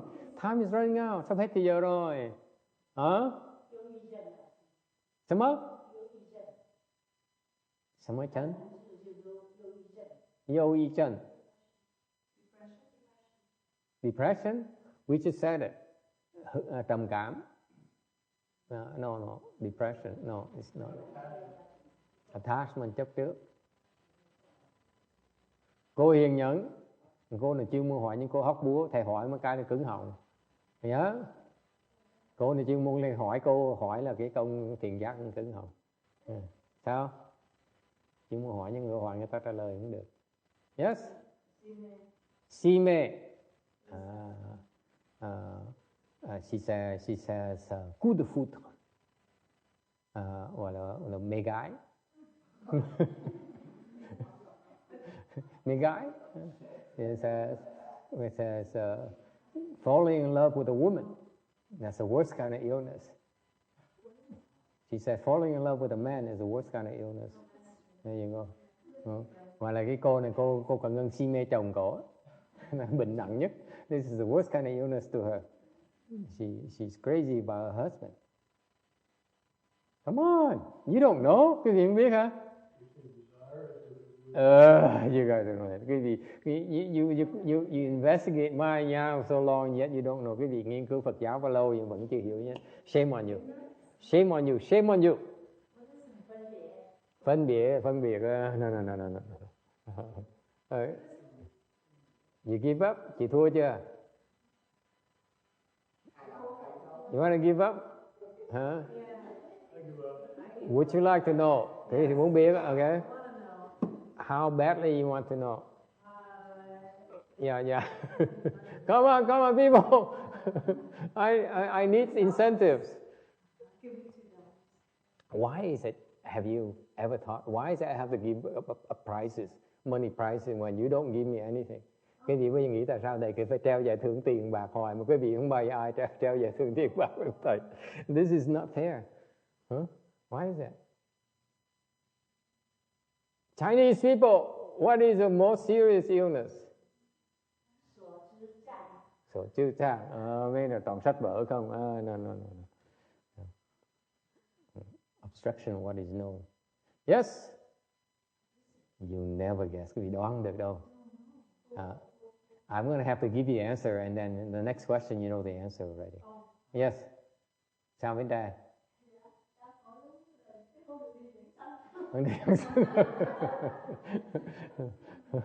No, no, no, I'm talking about cái bệnh. Đang nói bệnh chứ chưa có khổ.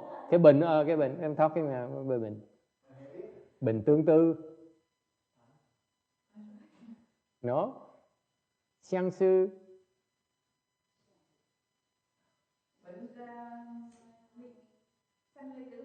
Sanh ly tử biệt. No. Dạ. Bây giờ nó có bệnh, cái cô này cô chế dễ sợ luôn. Trời đất ơi. Hả? Là cái bệnh gì?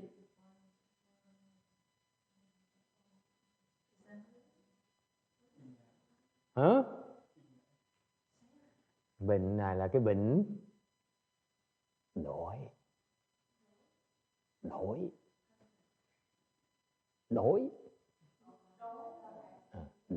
Đức Phật nói đổi là cái bệnh mà nặng nhất.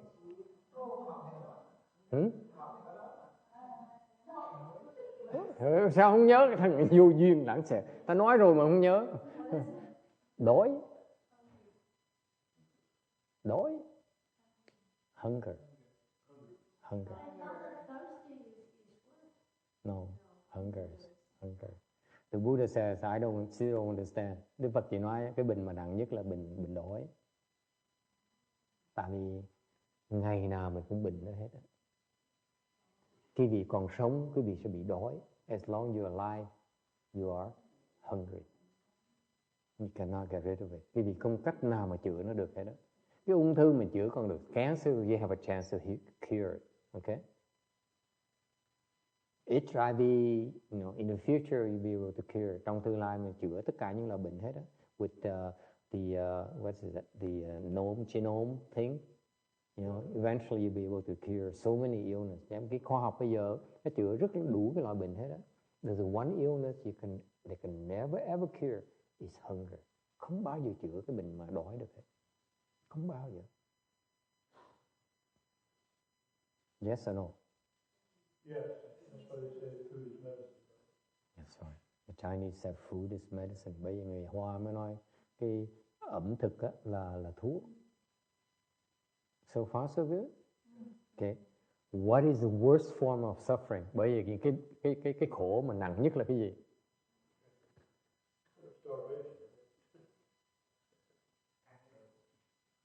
Cái khổ. So now they're cheating mấy người đơn giản. It says you cannot eat. That's a worst form of suffering. Tụi nó chế dễ sợ luôn. These people, the Vietnamese are too creative. Wrong. What is the worst form of suffering? Cái gì khổ nhất?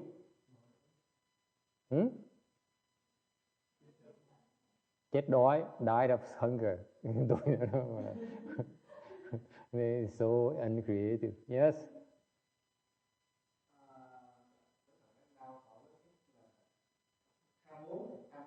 Desires.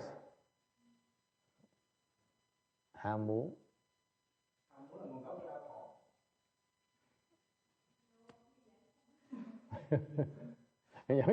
The woman insists on not being able to get reborn to the Western bliss field, and that's her worst form of suffering.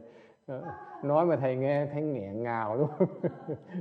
I hear and my heart is breaking to pieces.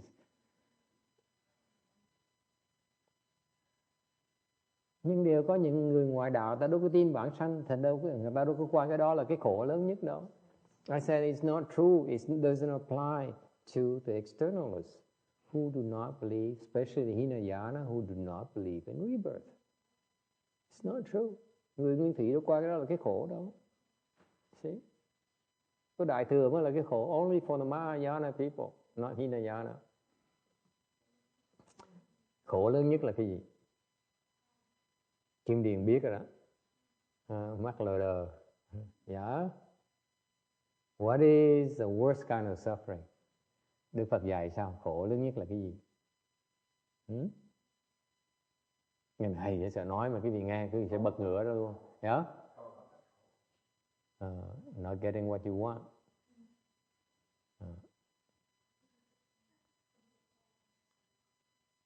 What is it?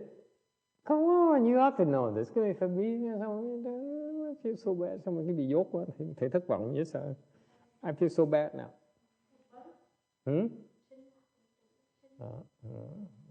Birth. No. Là cái gì? Time. Greed. Thế còn sân sao? What about anger?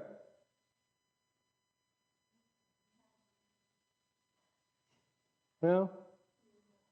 Có nhiều người nghĩ là cái sân nó khổ hơn nhiều. Tại người ta sân hận hoài không tha mà chỉ sân đấy. There's some people who are only angry, they're not greedy. This is, how can you? How can you? Cái khổ lớn nhất là cái gì? What is the worst kinds of suffering? Yeah? Walking out on, getting walked out on. Giảng pháp ta bỏ tới đi. Mình tưởng câu hỏi là hấp dẫn, ngờ đâu mình giảng hấp dẫn người ta bỏ tới đi. You think you lecture so well and then they walk out on you.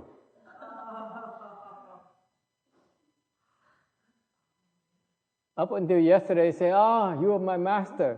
And then now they walk out on you. Ngày hôm qua là vẫn coi mình là thần tượng. Ngày hôm nay là hết rồi. Khổ, không thể tưởng tượng được. What is it? Conditioned dharma. Pháp hữu vi. Đức Phật nói pháp hữu vi là khổ. Khổ nhất.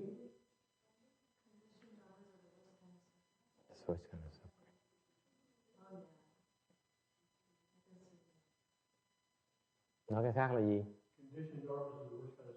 Yeah. Conditioned dharmas are suffering. They're all suffering. Meaning that life is suffering. Nói cách khác, sống là khổ. Tại sao có ai nói cái gì là sống là sướng được? Ông thầy nào nói cái gì là sống là sướng được? How can any teacher tell you that living is pleasure? Living is happiness. It's impossible. Living life is suffering. Sống là khổ.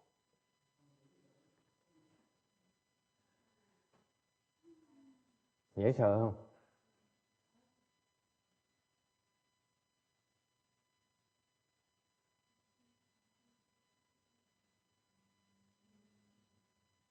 Tell me anything about your life that's not suffering. Thì hỏi quý vị có thể nghĩ được bất cứ cái chuyện nào, chỉ một chuyện thôi trong cuộc đời quý vị mà cái đó không phải là khổ. Nghĩ lại cho coi. Name one that's not suffering. Nêu ra cho thầy một cái ví dụ, một cái gì mà không quý vị không thấy là khổ. Please tell me.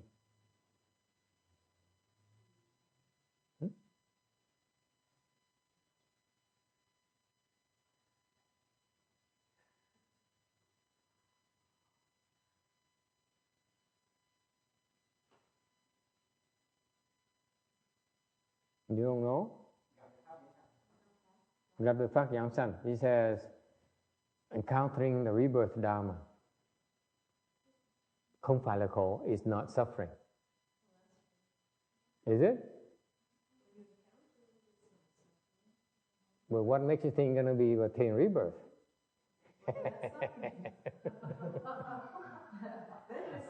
Nói gặp được pháp vãng sanh mà là cái đó không phải là khổ. Thầy nói gặp được pháp vãng sanh để chắc gì quý vị được vãng sanh đâu. Mới thiệt sự là khổ chứ còn gặp đâu phải là khổ. Mà khi mình gặp rồi mình không được vãng sanh, lúc đó mới thiệt sự là khổ. Right? Once you encounter and you can't obtain rebirth, is no worse kind of suffering. Anyone else? Ai có ý kiến gì khác không? Dễ sợ không? Thấy Đức Phật dạy cái trí huệ dễ sợ. Cuộc sống là khổ. Living is suffering.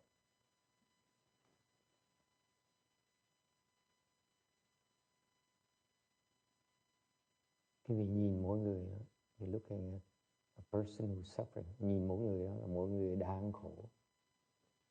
Bởi vậy Phật mới dạy là phải phát cái tâm từ bi. That's why the Buddhism teaches about kindness and compassion. Because you see so much suffering, thấy khổ quá này. Quý vị thấy sướng, Phật thấy khổ. Difference between normal people, ordinary people, and wise people is that ordinary people see happiness, wise people see suffering.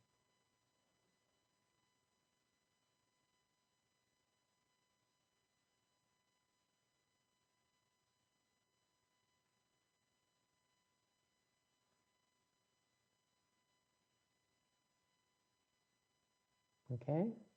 It's depressing enough. I'm going to stop here. Đủ rồi. Thì khổ quá. I feel so bad. Này chán đời quá, này không muốn nói tiếp nữa. Thì khổ. Kể gì á?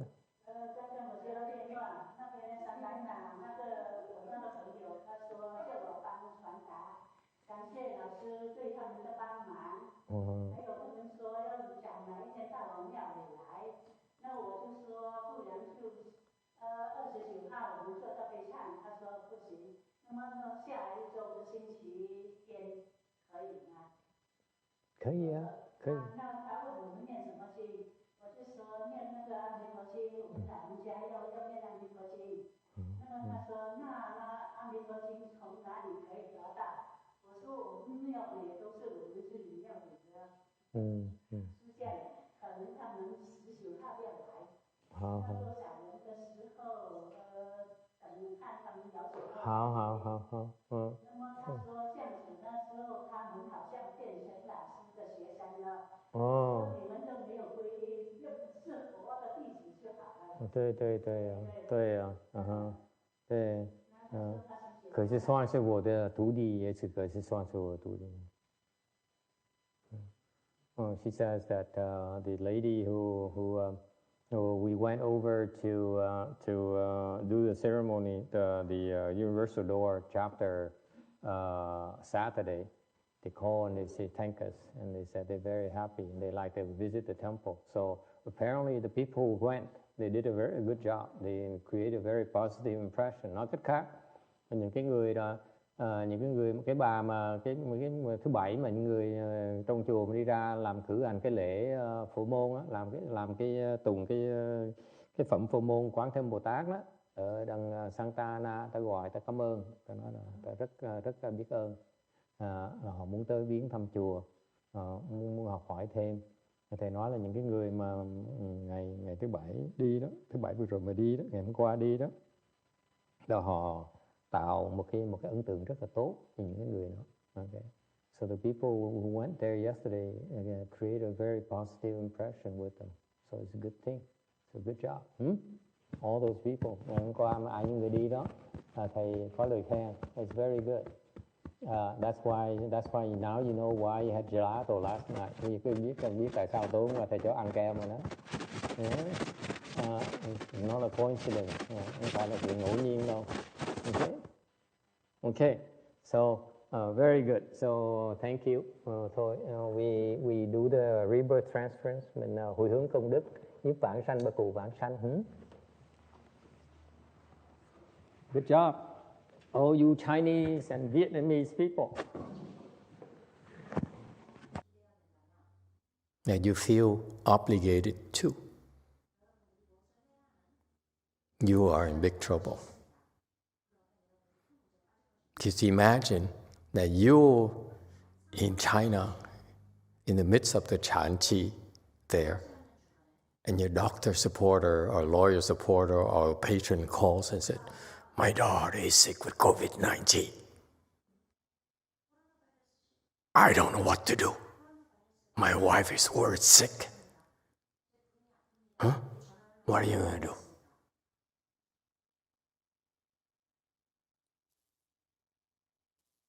That's why this guy here has been going to China and practiced for 20 years religiously and very proudly.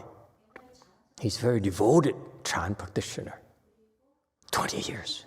How impressive it is. 8 months, he says. Typically, I go there for 8 months, he says. I was so impressed. I said, wow, I wish I had your blessings. How do you find your supporters? I said, oh, I don't know. Word spread around. And now looking back, I said, 20 years? Why your level is so low? We Americans would not put up with that.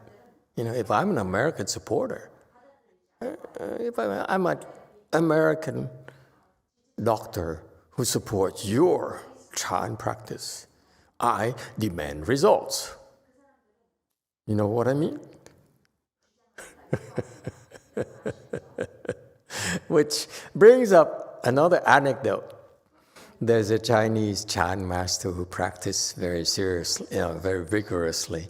So a Chinese lady decided to say, you come to my house. I give you my in-laws' quarters in the back. You stay there, I give you food, I give you everything you need. All you have to do is meditate. So after a long, long time, he says, can I talk to you? Okay, he says, sure. So he says, okay, let's have a, can I, and she's Chinese, but she's very polite. She says, I need to make an appointment to see you. He says, okay, yes. He said, okay, how about tomorrow? I said, yes. Okay, so that night, she sent her daughter over to bring food to him, probably the first time. And after the daughter, I don't remember the exact details, but the daughter, after she brought the food, and she came to him and says, thank you, and she hugged him. And she left.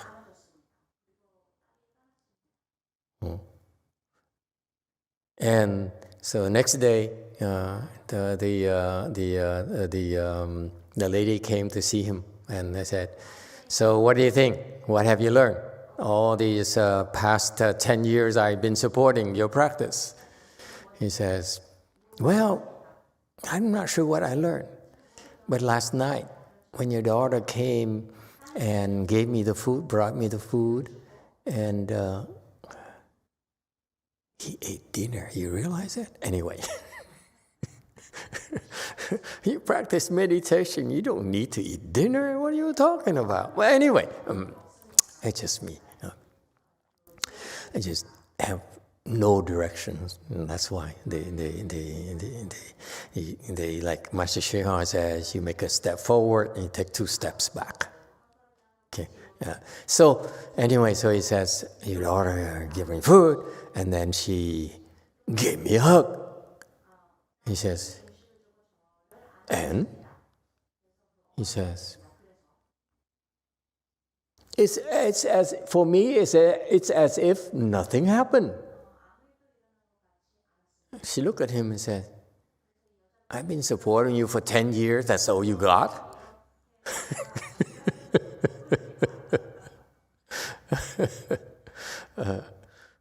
And eventually, he continued to practice. She said, okay, I give you another chance, basically, Chinese style, Chinese way. American, I give you another chance. Chinese said, continue to practice, okay?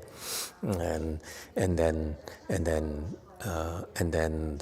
she saw him again and sent her daughter again. And again, he failed the test. And basically, she says, get out of here. I'm not going to support a loser.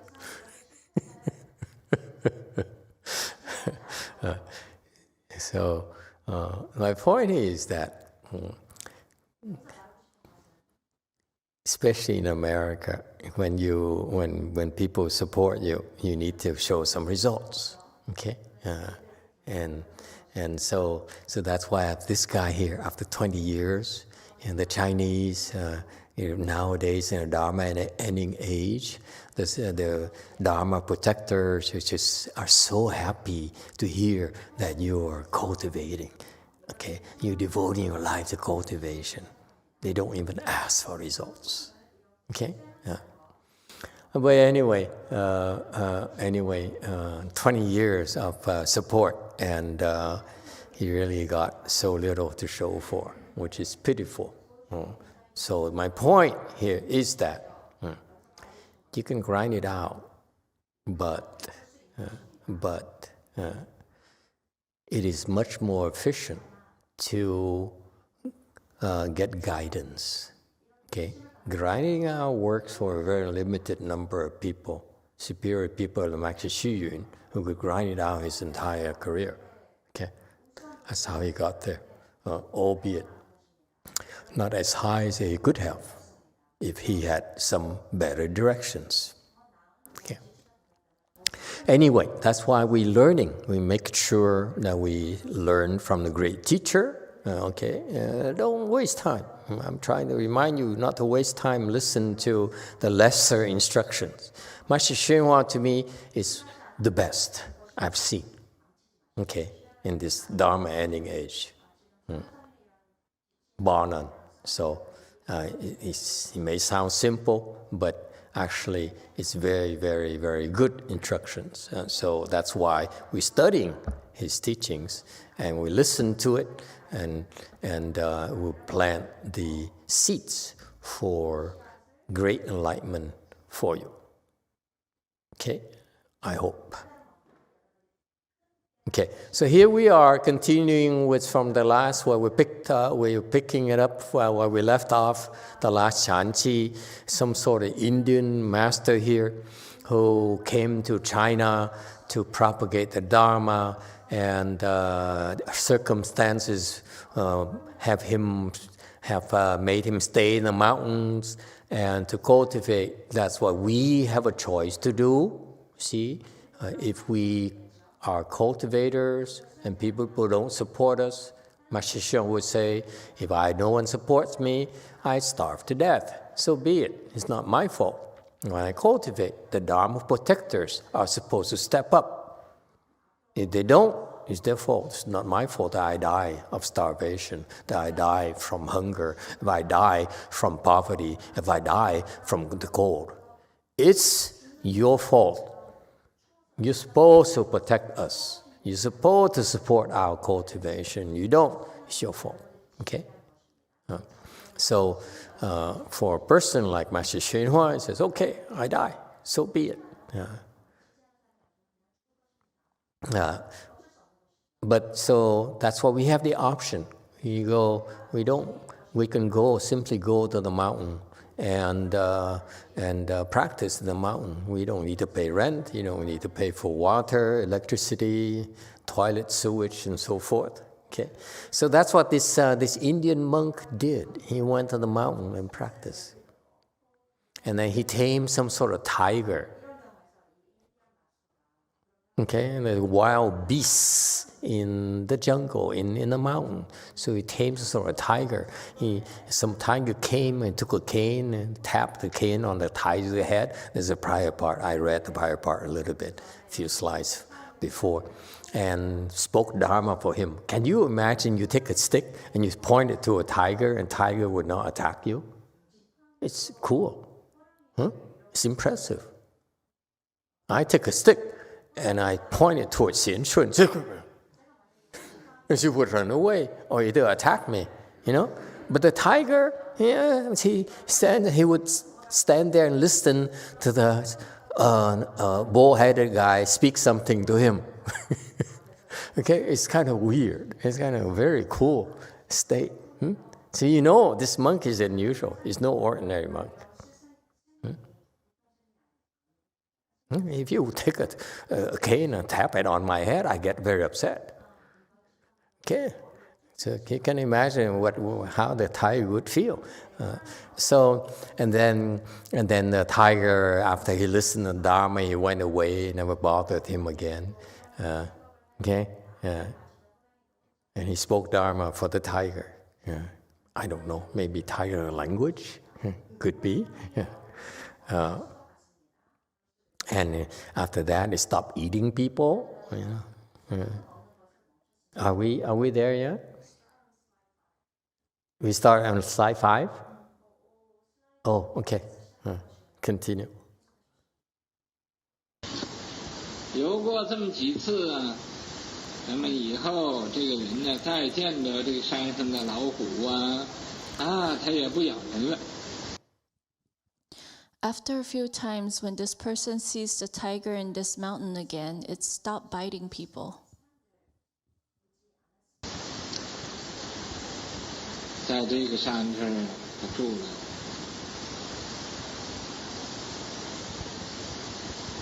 大约有1-2年。On this mountain, he, Dharma Master Gunavarman, lived there for another year or 2. 以后啊，这个宋文帝一定啊要请他到南京去。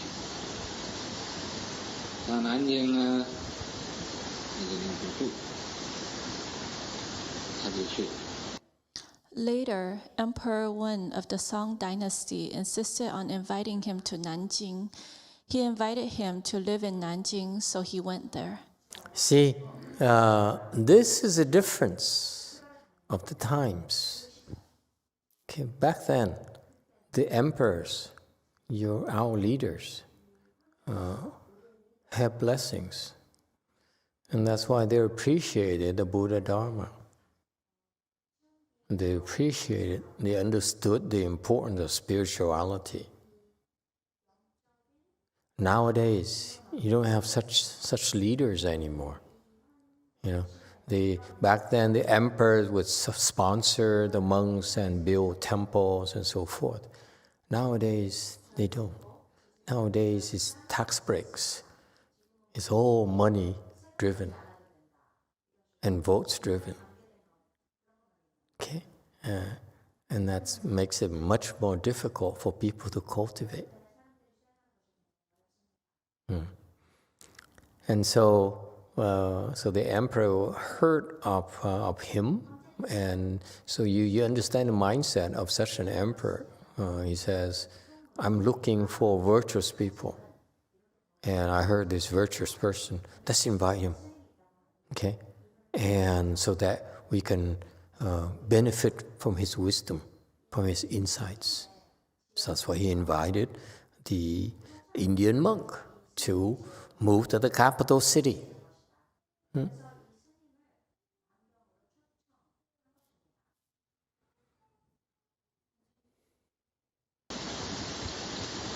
去了，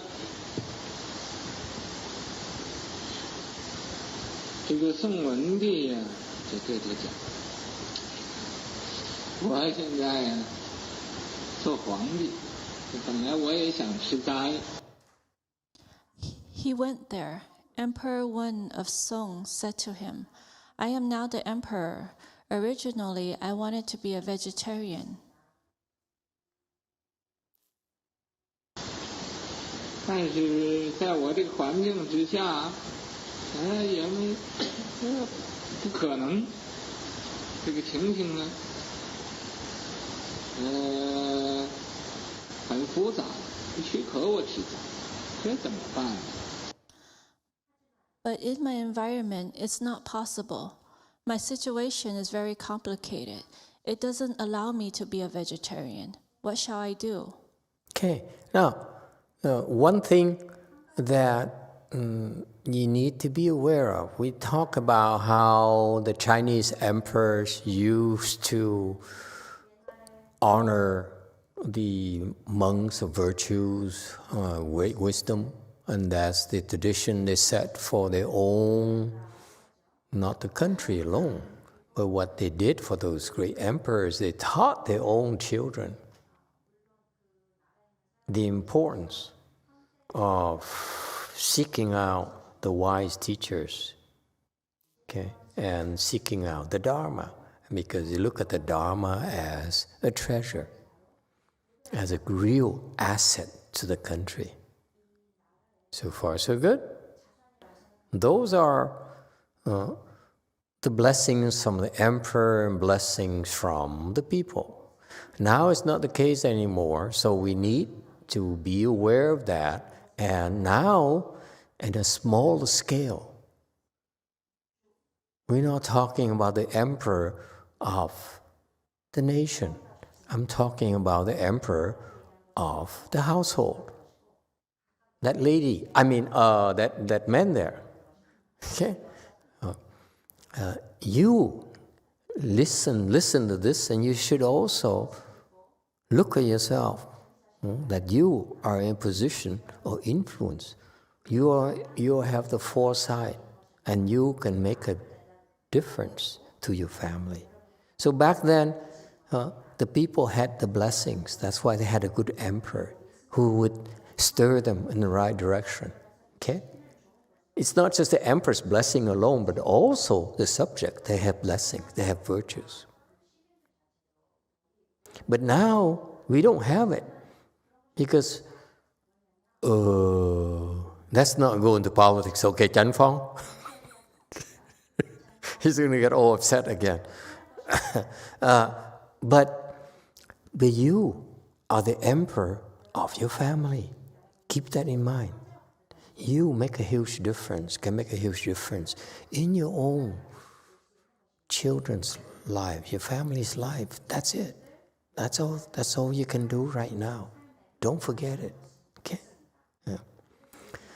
Continue. So the emperor here, he said, all of a sudden he says, I want to be vegetarian, but I can't. It's too complicated. It's not as simple as it sounds. What do? There is beluga, caviar, there is champagne, and there is excellent French food.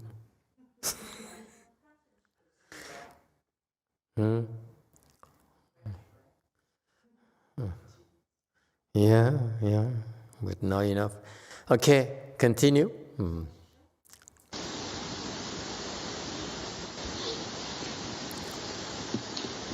他就对这个宋文帝说是皇帝的修行和老百姓的修行是不同的。老百姓呢，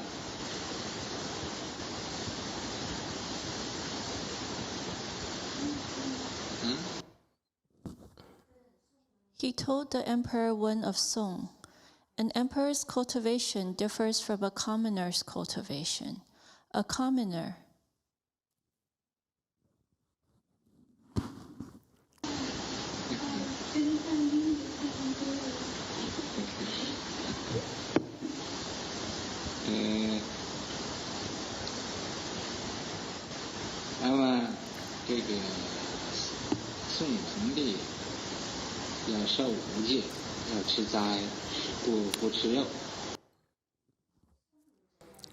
The Emperor Wen of Song wanted to receive the 5 precepts, be a vegetarian and not eat meat.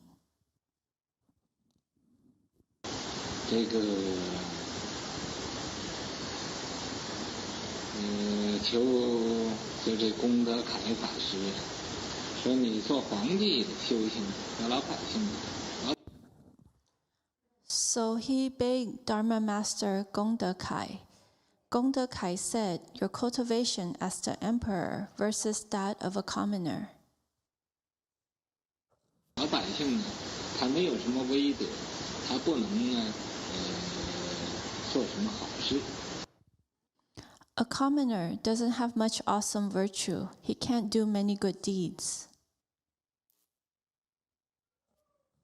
你这个做皇帝的不需要你自己一定吃斋，你只要做令这个一切的老百姓得到好处。 As the emperor, you yourself don't have to be a vegetarian. You just need to do things that benefit all citizens. 你做种种的好事，这就是修行。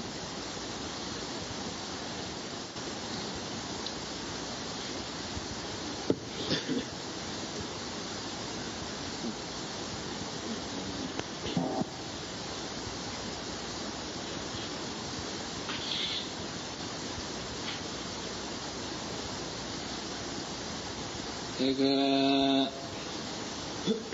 功德凯法师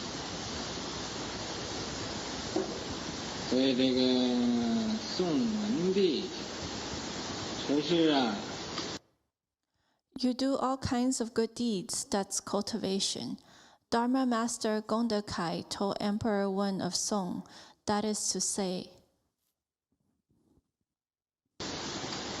譬如你发政思人，请做这个好的政策。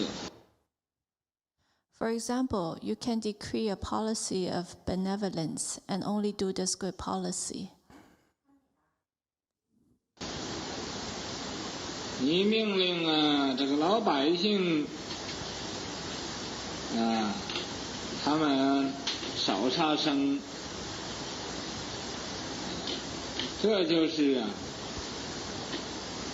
救了很多的生命。 If you order the citizens to kill less, this action will save many lives. 不是说在你这吃一顿饭不吃一个众生，这就算功德。你要能叫老百姓。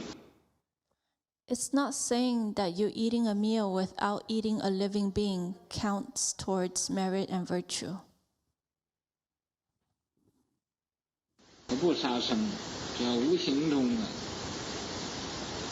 你就是吃它。 If you can teach all commoners not to kill, then imperceptibly you are eating vegetarian.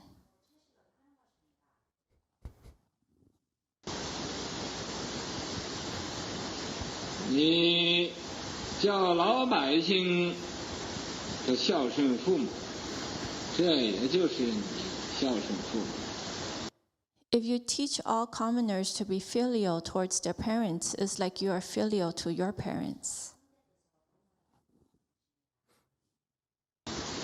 你令老百姓的改恶向善，这也就是你自己修行。 If you order all commoners to change from evil to good, this is your cultivation as well. 所以你不必说我少吃一点肉，或者少喝一点酒，这就是修行。 So you don't have to say, I will eat less meat or drink less alcohol. This is cultivation. 做皇帝你只要能令老百姓都诸恶不作，众善奉行，这就是你自己修行。 As an emperor, as long as you can order the commoners to refrain from doing all evil and doing all good, then this is your own cultivation. 这宋文帝听功德凯法师说完之后，他说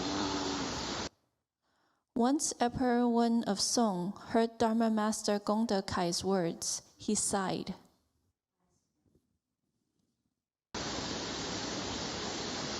这个一般的沙门呢，他们都迷远；一般的儒者，他们都迷近。 Ordinary Sramanas are all infatuated with conditions. Ordinary Confucians are all infatuated with sutras or scriptures. Okay, just for clarity, change infatuated are all confused about conditions. It's not infatuated, confused about conditions. And because I want you to listen to this and understand what he's trying to say, and then we'll discuss it later, okay? So if we let you, we allow you to be confused by this, confused by sutras. It's not infatuated. They're confused. They don't understand. That's what Gongde Kai was telling the emperor. Continue.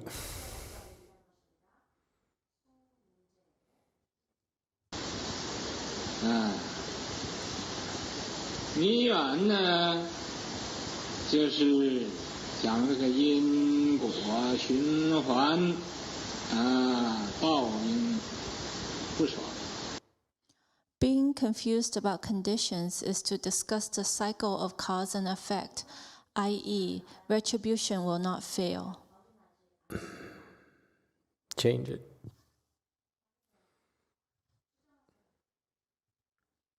Okay, very good. Continue.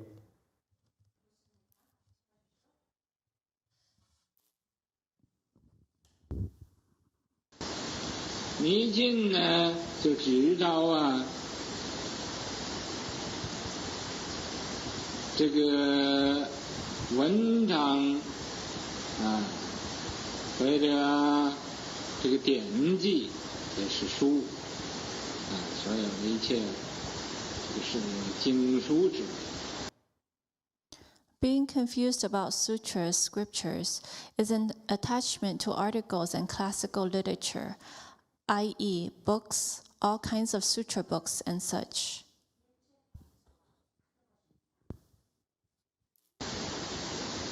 今天我和法师你这一个谈论呢，这真可以了然天人的大道。 From today's discussion with the Master, it really gave me a clearer understanding of the great Tao of heaven and human beings. Yeah, don't do Tao. Tao is there. Tao, it use a D. Yeah. It's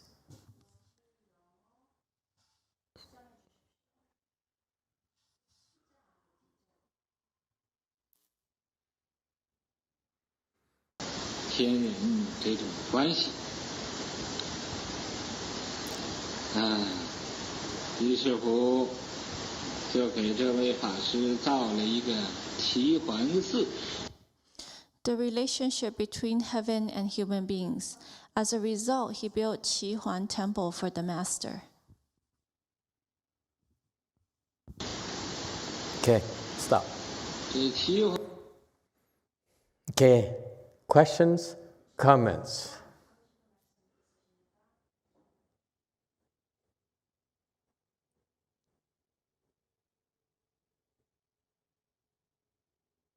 You have no questions? Seriously? Back there. Master, so back to the slide.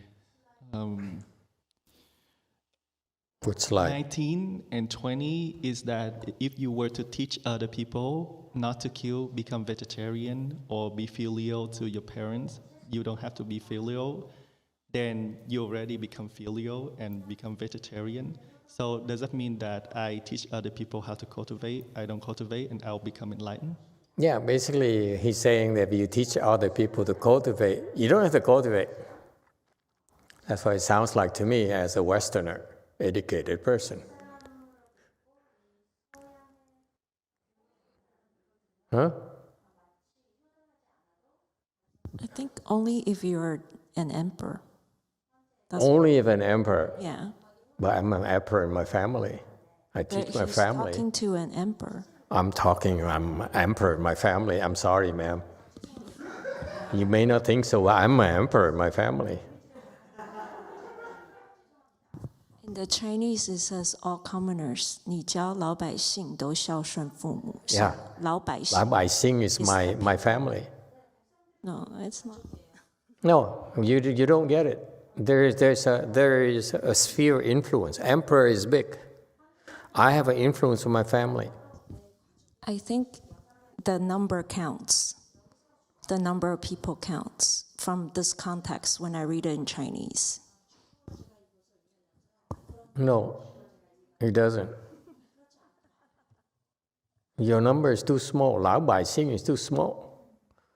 It should be 千百姓, 万百姓, 一百姓. Yes, there's a question there in the back. No? Okay, no questions, no comments. 7. Oh, thank you, Master. The one part where it says about the focusing too much on causes and conditions, causes and effect, isn't that like the Pratyeka Buddha method of reaching like Pratyeka Buddhism? To focus on cause and effect? Why is it not good? Yeah, it matters. What are you talking about, you sacrilegious person? Cause effect is a universal rule. How dare you question cause and effect? Yes, 4. Master, I sort of agree with Wenbo Shenxing. When Heng says it is a few people that he's going to affect, when the emperor says it, he's affecting his whole, the whole kingdom, all his people. When Master says it, you're affecting all your disciples. That's a lot of people. But when Heng says it, it's only a few people. So it doesn't have the same meaning. Go ahead, Master, so if Donald Trump tell you to cultivate, meaning that he's become enlightened?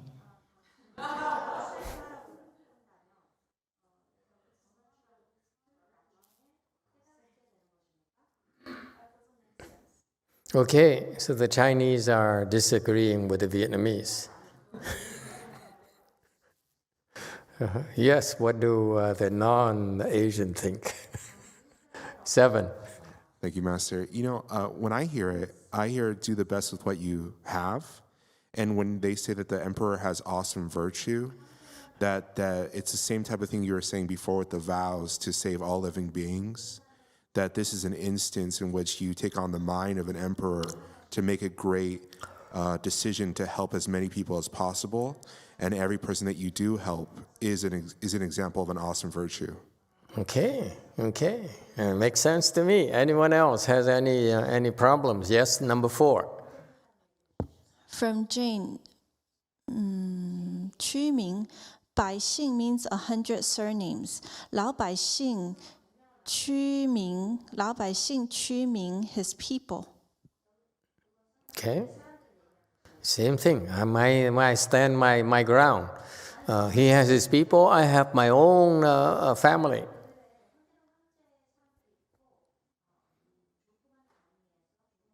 Okay. Anyone else?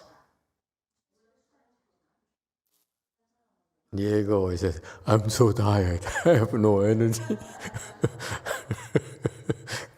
Can I just rest? Okay. Anyone else? No one is curious? Huh?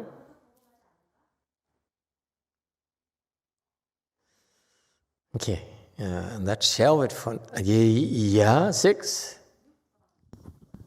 Master, I was wondering, does that mean that, let's say we have children and grandchildren, and if somehow we're able to influence them or help them in their practice, that then we receive blessings? Yeah, that's what the Gung Te Kai, Indian monk, was saying. You don't have to do it. You just have to put more emphasis on teaching others how to do it. Similarly, like I say, I'm too old, I'm too busy, so you do it. You become enlightened. Then I also become enlightened. That's my cultivation.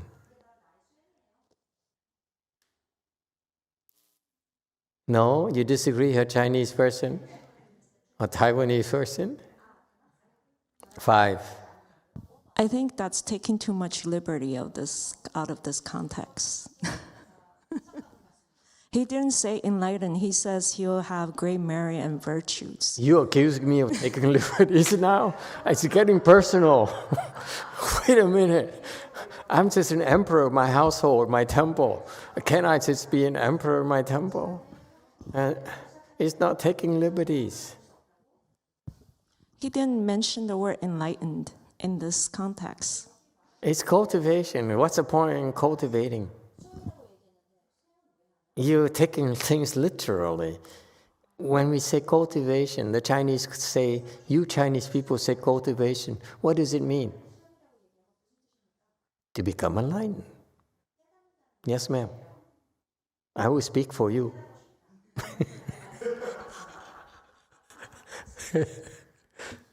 Yes, Master. You, you may disagree, but when we say xiuxing, the Chinese say xiuxing, cultivate, it's for purpose, but it's implied. When they say cultivate, is to become enlightened. But the Chinese culture is very subtle. They're not as explicit as us. We are crude. They say, hey, what's cultivation? What for? I say, hey, don't you get it?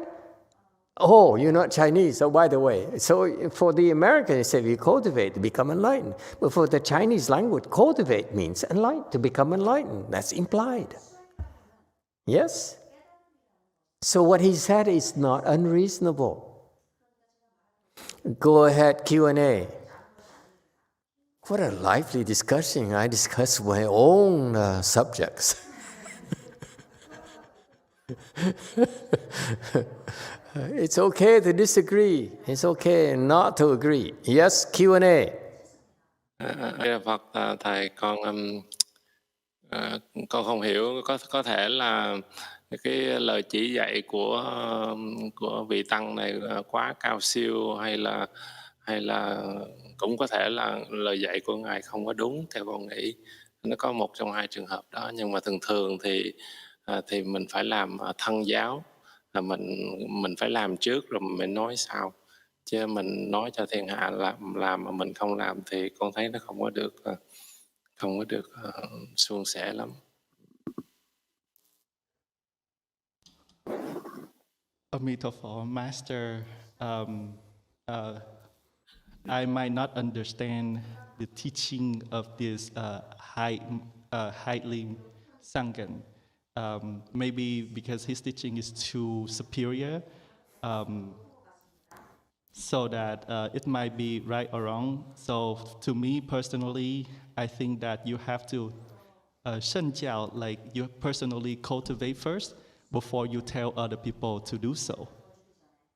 Yeah, cool technology. You can look at his eyes, his face when he's talking. Way in the back there. I only see like a shadow because the lights are so bright here from where I sit. But now I actually can see his eyes in his glasses. He has no hair. So how cool technology is. Okay, anyone else? It's so cool. Yes. He's right in a sense. Oh, now Diego is woke up. You're a bad role model for Ron. Fourth day, Ron can look, in 4 days I can lie down like him. Yes, go ahead, 3. Thank you, Master. I think, like for example, in my case that I'm cultivating right now, and my wife, she's taking care of all the things in the house. So I was thinking that she may have a lot of blessings because she's helping me be here. She won't be able to cultivate now, but she's planting the seeds for doing it in the future. So I think that's what happened with the emperor. He's helping all of his subjects. So he's planting the seeds that in a future life he will be able to really cultivate. Mm-hmm. Yes. Okay. Speaking like a smart politician. Anyone else? Isn't it interesting? It makes sense to me. Go ahead, Q&A. Con nghĩ cái lời khuyên của vị sư người Ấn này đó là nó không có chấp vào tướng. Bởi vì khi mà một ông vua mà dùng cái đức trị để cảm hóa muôn dân thì cái đó nó quan trọng hơn là cái chuyện ăn chay hay là ăn mặn. A Di Đà Phật.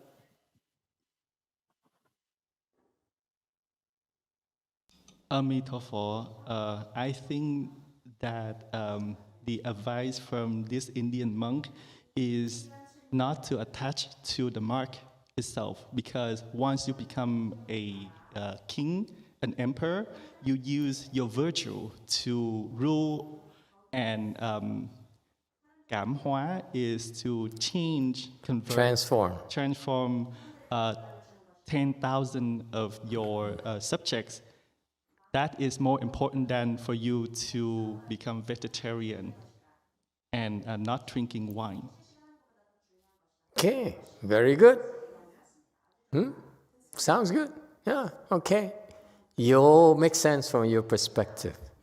Okay, let's talk about, let's discuss it. Let me give you my 2 cents worth. Okay, he says, so the emperor heard of his cultivation, so he says, we could use someone, excuse me, of your wisdom here. So please come to the capital. And he went there. So kudos to the emperor for inviting a person of virtue to the capital to shed lights on his problems and provide new perspectives for the country. Okay, that's so important. And this is a great emperor. This is something that should be encouraged, and it's not happening anymore. Okay, that's the advantage of having the emperor. So in a Chinese system where they have an emperor, and that's why they don't have to worry that much about re-election and or allegation of fraud and so forth. Okay, so there's a real advantage here that they have. That he has. So invited here to go to Nanjing, and he went there, emperor says, I have this burning question. I want to be vegetarian. Okay, but it's too complicated. It's not that simple. I cannot be vegetarian, so how do I become vegetarian? I can't. I try to be vegetarian, but I can't.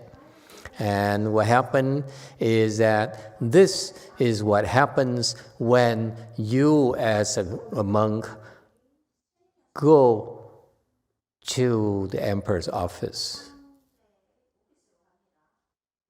Okay? You now have to talk to the emperor, and you have to give the emperor something that more suitable for him, for the emperor.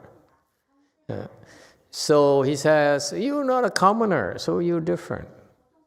Okay? My point here is that, to me, from a purist perspective, this is compromising. Be careful now. He's going to unravel a little bit later. He's compromising himself. He says, I cultivate, but my cultivation is different from yours. Therefore, I excuse you from being vegetarian. I can be vegetarian, others can be vegetarian, but you can be excused. Okay? That is a compromise that usually occurs because you're under pressure. You're given all these honors, all the attention, the promise of support. You don't have to go back to the mountain anymore. And so it's tempting for you as a monk. Sangwok is laughing now. He says, okay? If you go to the, you go and there, this great things you can get. Warmth, food, water, sewage, toilets, nice bathrooms for us Americans, okay? Okay, insulation, a roof over your head. You don't have to walk in the rain anymore. And you don't have to go down to the river and fetch water anymore. You have running water. So you have different frame of perspectives all of a sudden. And therefore, you speak differently. And this is what he says. You are different. I understand. To me, this is sort of like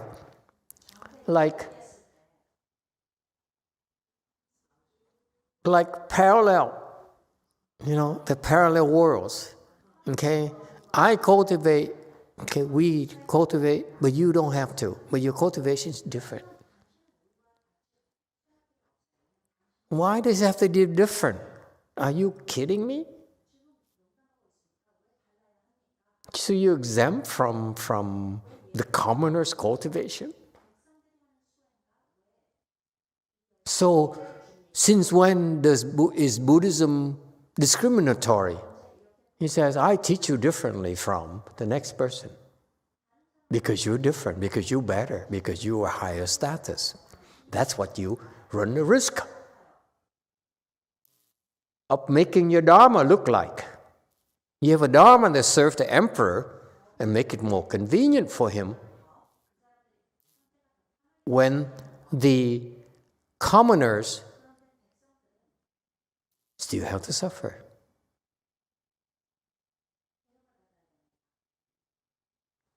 That Dharma is fine. Okay? But it's not pure Mahayana. I doubt that Master Shua would say that. I doubt it very much. He's dead already, so I can't confirm it. Yes, 8. I see the Phật thầy con không understand that why the emperor cannot be vegetarian. I think. Well, it doesn't matter. The reason is that he says, I can't. It's too complicated. It's too very difficult for me. And the guy immediately says, I understand. I understand where you're coming from. Don't worry. You're exempt. And here's how you can be exempted. Sound like You don't need to know the details, but the point is that he's too quick at jumping to the rescue the emperor. That's my problem. Yes, 4. From Brady, changing food habits to vegetarian is a method of achieving the greatest good to the greatest many. Come again? Changing food habits to vegetarian is a method of achieving the greatest good to the greatest many. Yes, true. Continue. From Zhihong, in Chinese, we also say 上行下效, which means what is done at the top, those below will follow suit. That is also how the awesome virtue is manifested, another way of teaching. Absolutely. Buddhism is to teach by example. You cannot say, you should be vegetarian, but I, as an emperor, don't have to be vegetarian because I have state duties. I need to drink with the other emperors. It's necessary for me to force a strong relationship with other emperors because I need to drink with them, I need to go hunting with them, I need to go eat meat with them, lobsters with them, steak and so forth.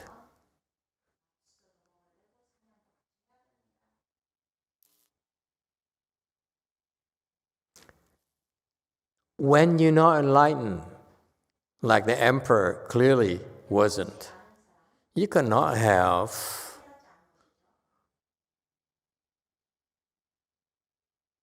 exemptions like this. That's not the middle way. All of a sudden, the emperor, the Japanese emperor, for example, this is what happened in Japanese Buddhism. What happened is the monks came and taught them, and then or the Japanese monks came to China and learned a lot from a great Chinese teacher. They brought it back and said, I'm going to bring back this great teaching here to my country in Japan. He came back. Emperor called him and said, oh, wonderful, you back. Okay, and exactly what happened here. Same thing happened in Japan. He says, Buddhism is giving exemptions to the Japanese emperor. You don't have to be vegetarian. You can kill. And that's why the shogun would at night read the Buddha Sutra and in the morning and say, go kill. Because they're exempt.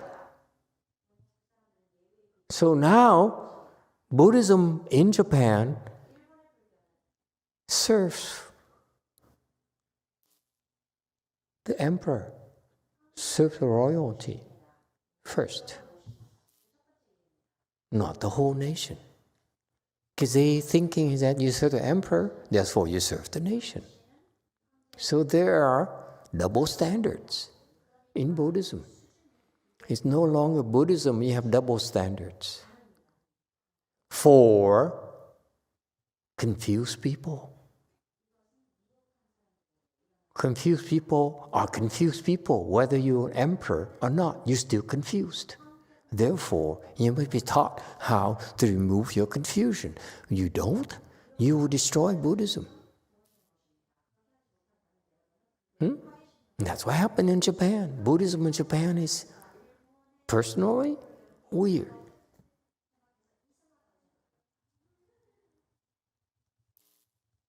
The double standards for confused people. The emperor's confused, but no, since you're emperor, therefore you exempt all these things, therefore you never become enlightened. If you never become enlightened, how are you going to be able to sponsor Buddhism in a proper way?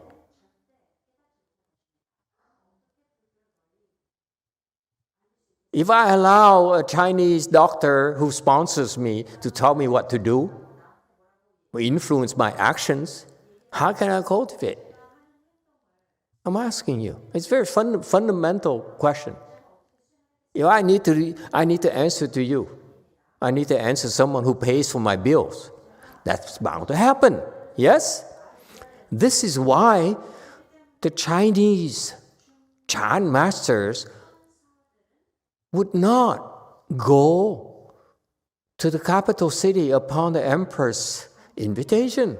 They say, hey, it's not going to work for me. I can't teach you.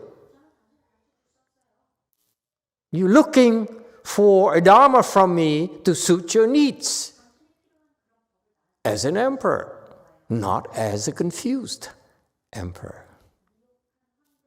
You see the angle here is that he's confused emperor. And this guy here is giving him exemptions for an enlightened emperor. You understand? You're an enlightened emperor, you don't have to be vegetarian. You can eat anything you want. I can't care less. But if you're confused and you want to become enlightened, become a better emperor, you better be vegetarian. Is it clear?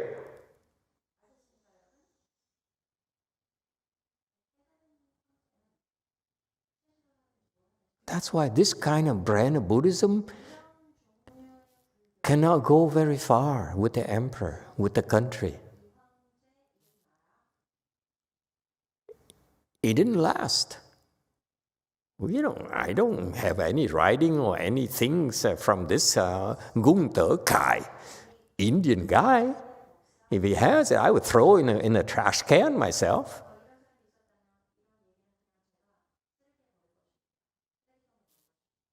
This kind of Buddhism serves the emperor's needs to help him remain confused. How can he be a better emperor if he is allowed to remain confused?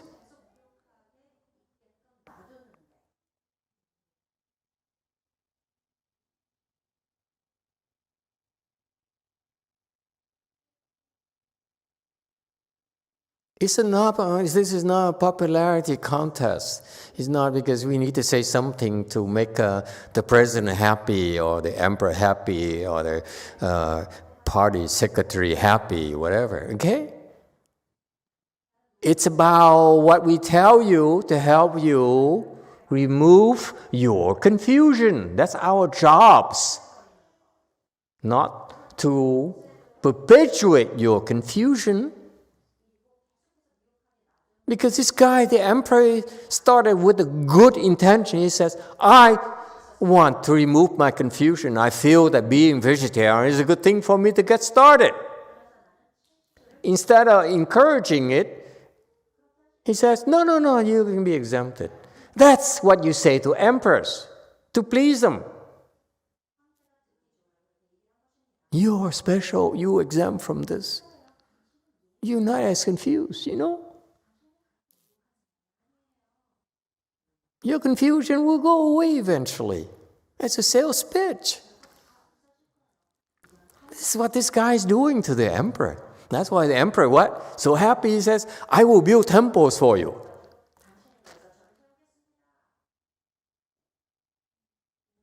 I will sponsor a lot of monks and nuns. And the guy went away and said, see, I helped Buddhism become stronger in China.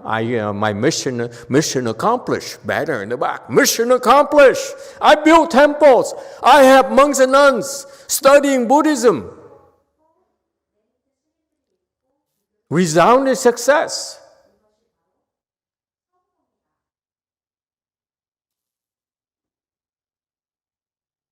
Can the monks and nuns who depend on such money, such temples, become enlightened, you think? Have you thought about it? Huh?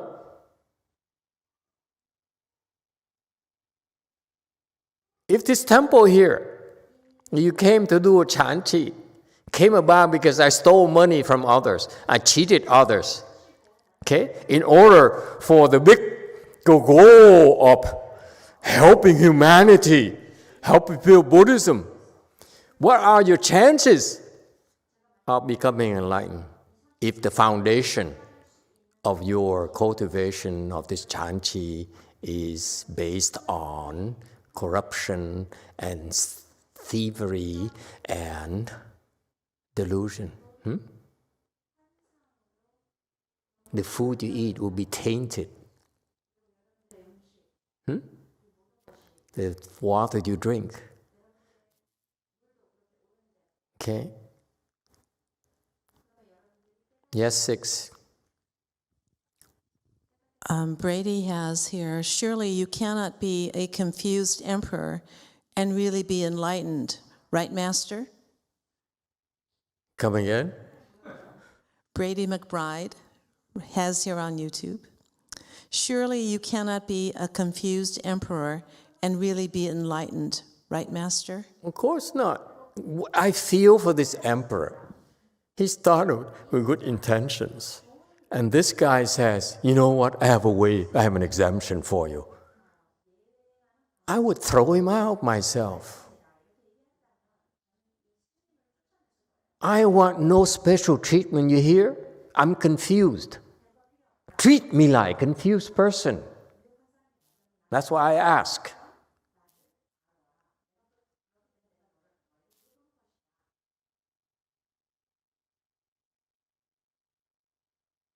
It's important because when you come to a temple, okay, you know different from this emperor here. He says, I want to be vegetarian. I want to open my wisdom. I want to cultivate, okay?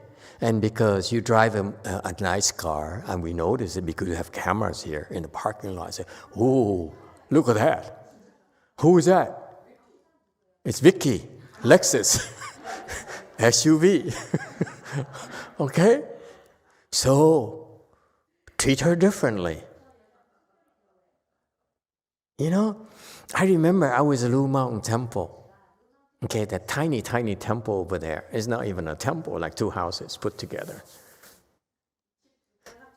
About the size of 2 houses put together. And Gu Yin is there because Gu Yin was cooking for us. Okay, back then. It was good times back then. Now Gu Yin doesn't have time for us anymore.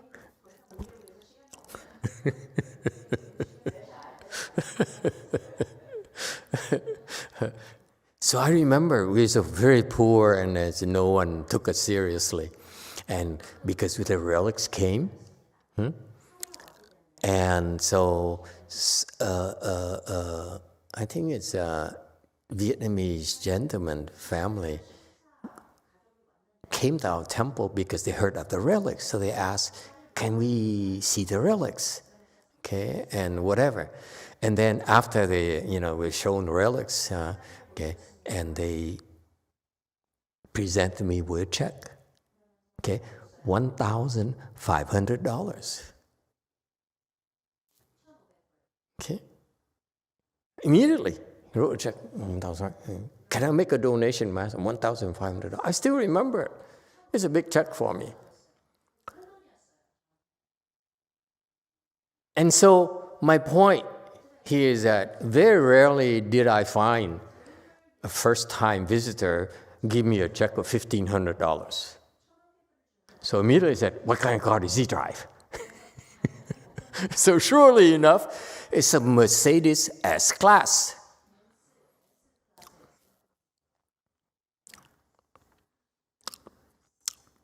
Five something, it's not even four.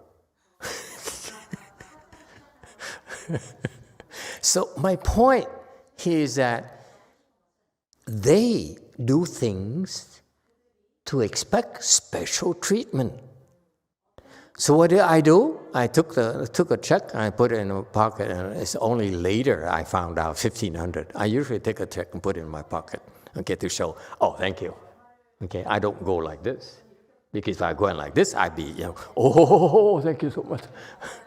Okay, so put it like that. And later, that's when I found out the amount. But he was disappointed. It showed in his face. I mean, he said like, is that all? Thank you, that's it? No tea? You're not going to talk to me? Seriously? I just spent $1,500 for nothing? You got my point?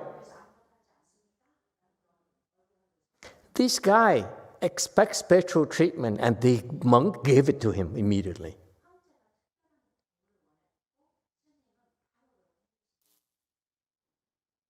That's why his Dharma didn't last very long.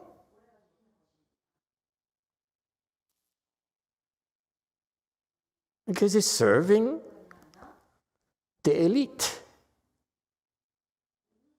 Yes, 3. Thank you, Master. So we can say that he climbed on conditions? Yes, exactly. That's what Master Shinhua said. Don't climb on conditions. You cultivate. When you're a monk, you better climb on conditions. Because I said, S-Class only? Come on, if you're rich, you come to my temple, at least drive a Bentley. Then I pay attention to you. No one yet. That's why I'm saying Bentley, okay? When the next guy drives a Bentley, I say, only a Bentley?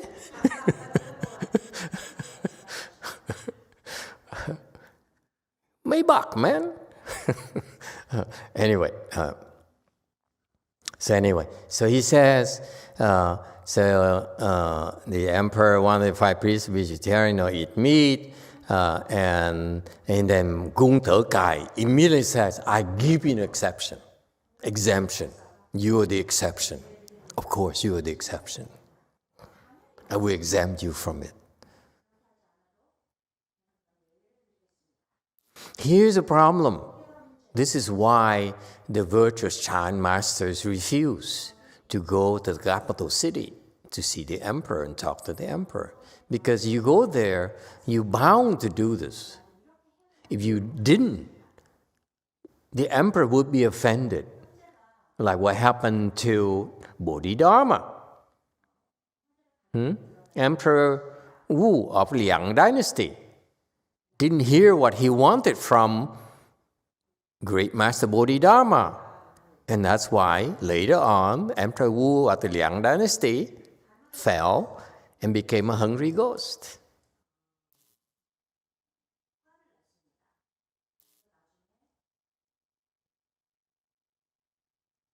His mistreatment of Bodhidharma precipitated it.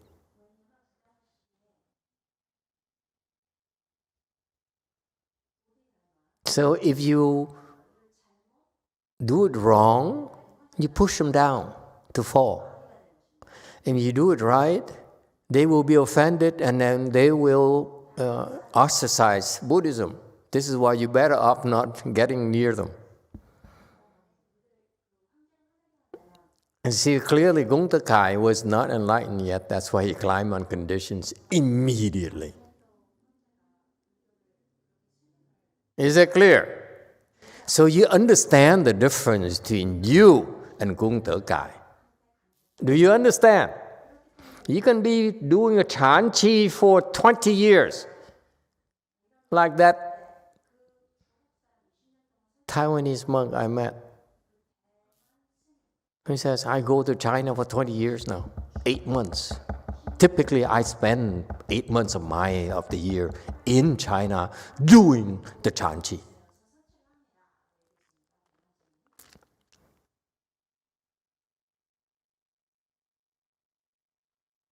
But if you do that and you don't have the proper foundation, you can't get very far. This is why you should be so grateful. This is why every evening, morning ceremony, evening ceremony, what do we do? Say, do not climb on conditions. Because if you do, you may be practicing for 20 years, okay? But your doctor supporter calls, say, hey, and you climb on conditions, all your merit and virtues are gone.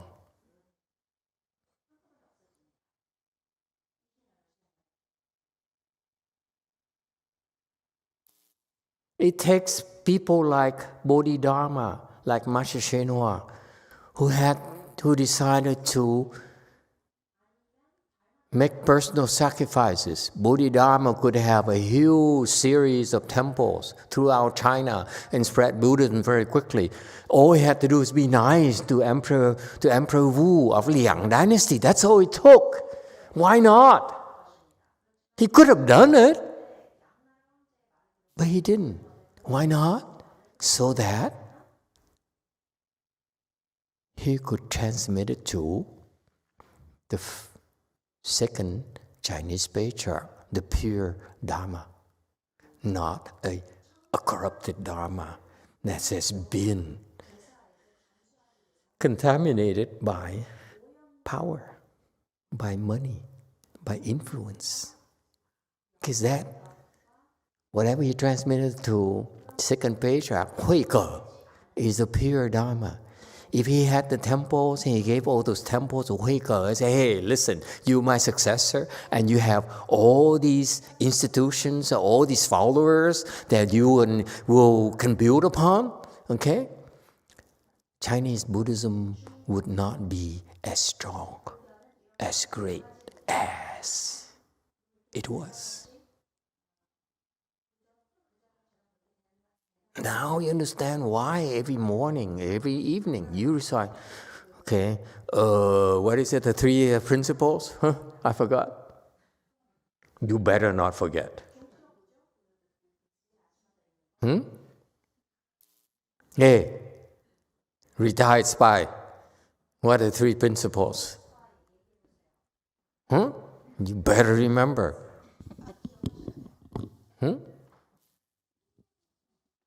Mô Phật và Thầy. Mình Quảng Ngân muốn nói thì cũng hơi dài nữa. Giống cái ông sư này đó, ổng mà bây giờ kể về cái ông sư này, ổng ở Ấn Độ, ổng qua mà ổng nói chuyện tiếp xúc với cái ông vua Đế Thích này đó, là ổng cũng có một cái định lực. Rồi cái người ông vua này đó, ông vua Đế Thích này đó, thì ổng cũng có một cái nước của ổng đó, là cái quyền lực của ổng rất là mạnh. Mà ông vua này đó, ông sư này đó, thì ổng mới khuyên ông này, bây giờ ông á, làm tốt, làm cái gì đó là ông miễn phí hết. Là ông vua Đế Thích này, ông nghe ông cũng tung luận theo, thì ông cũng độ được một số người, chứ không phải là không đâu. Mà cái ông sư này đó, ông cũng độ được cái ông vua Đế Thích này nữa. Mà rồi đó còn muốn đi vô sâu thêm nữa đó, thì muốn lên tới đại thừa đó, thì cái đó là thầy để tùy theo cho ông tu thêm một cấp bậc nữa.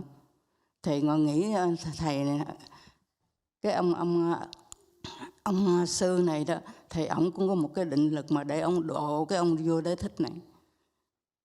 Ông vua Đế Thích này đó là ông một cái nước đó là ông cái quyền lực ông rất là mạnh, biết không? Ông muốn người ta sống là sống, muốn người ta chết là chết, muốn làm sao mà ông độ được cái ông này đó, ông khỏi ăn chay, ăn miễn phí rồi này kia, là cúng một cái tốt cứu cho một cái đất nước này.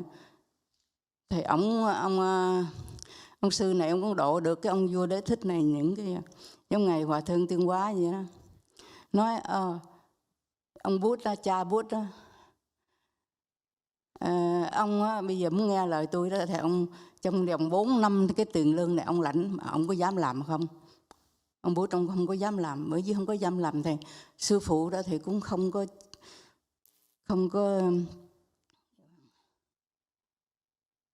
có cho một cái quyền lực, không có cho một cái quyền lực cho ổng để cho ổng thấy. Mô Phật.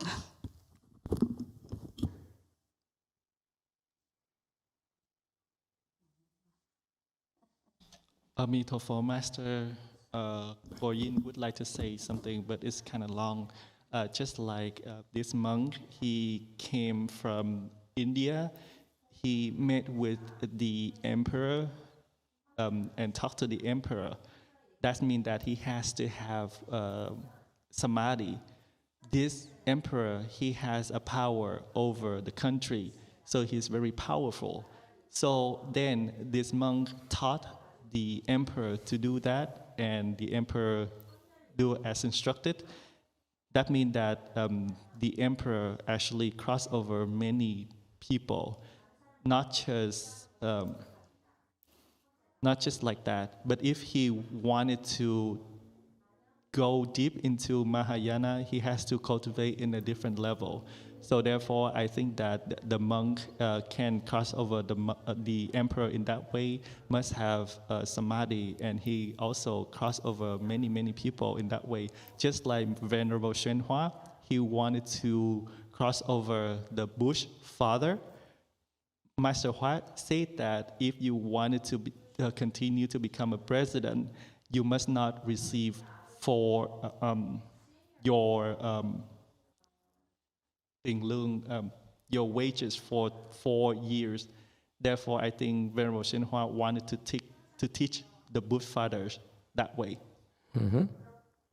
So that's why it's important for you to appreciate the foresight of Master Shenhua. He says, 动死不攀缘，饿死不化缘，穷死不求缘. Got that? That's the spirit.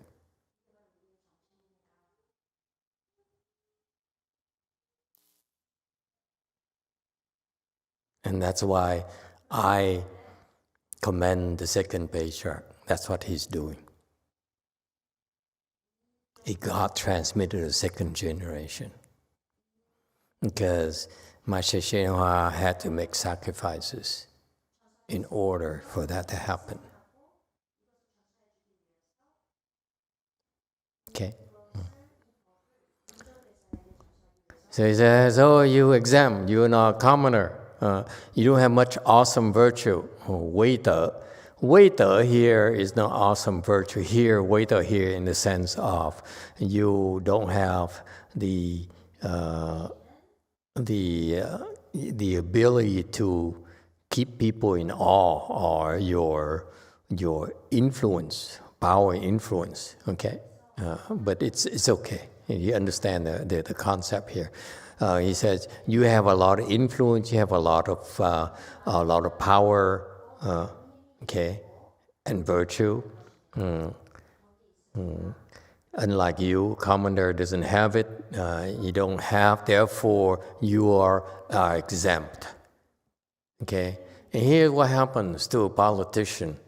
Like the emperor says, okay, yeah, okay then, I don't have to cultivate. I'm special. There's a way, this Dharma is cool. This Dharma makes exceptions for me. Even though I'm, still confused, I'm exempt.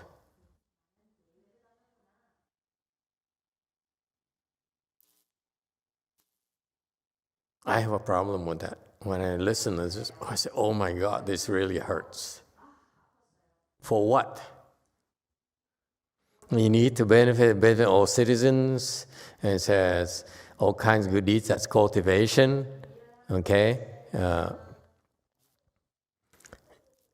And need to do things and benefit citizens. So basically it says it's practice giving. That's his Dharma door. He says you just practice giving. You don't worry about keeping precepts or take the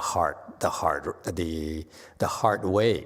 Okay, you are exempt from hard work and from making personal sacrifices. You just ask others to make sacrifices.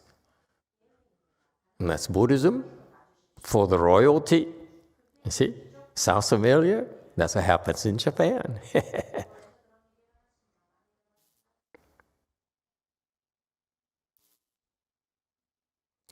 You can decree policy benevolence, only do policy. You have to tell them to kill less, it will save many lives. You see, of course it's true. And this is a sales pitch from a monk using the Buddhist principles disguised as Buddhist instructions. It's just a sales pitch. This emperor says, I want to cultivate, I want to be vegetarian. Can you help me? He says, no, you don't have to be vegetarian. It's too difficult for you. Well, you know why not? Because you are special. This is what I, as an emperor, hear from what this monk was telling me. I'm special. Continue to be special.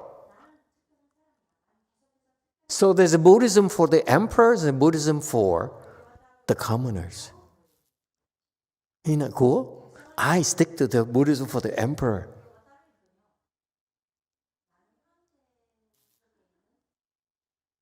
You get it now?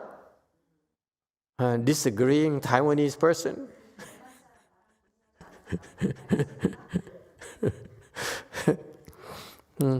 See, so now because you are one, and you only have to worry about yourself, worry about the 老百姓, the 1,000, the 10,000, the 10 million. If you get them to do the good deeds, you don't have to. It's the same as you doing good deeds.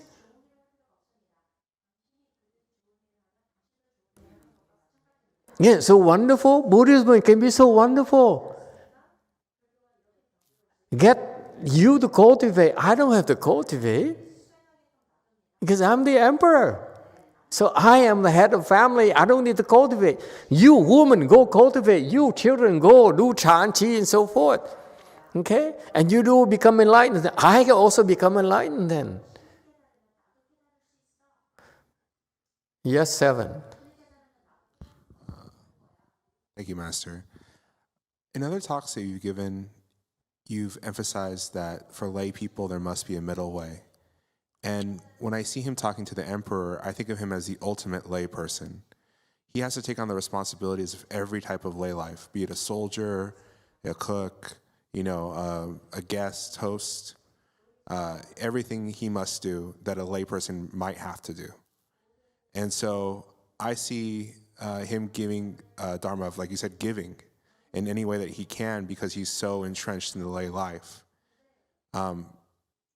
What would be his middle way? What is what? What would be the emperor's middle way? Be vegetarian. That's a middle way. The middle way means that when you're not enlightened yet, there's a way for you to become enlightened. After you become enlightened, and then your way is different.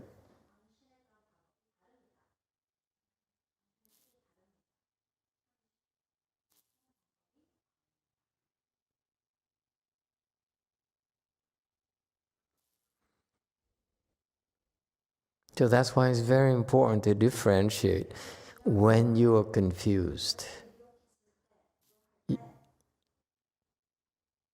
the teachings are designed to help you end your confusion.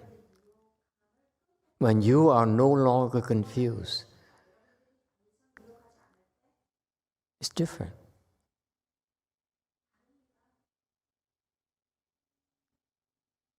Okay? So this emperor is confused. So he can only have to teach the commoners not to kill. Therefore, he's being vegetarian. What kind of Buddhism is that? I never heard of any such thing. You teach all commoners to be filial towards your parents, then you can go ahead and kill your parents.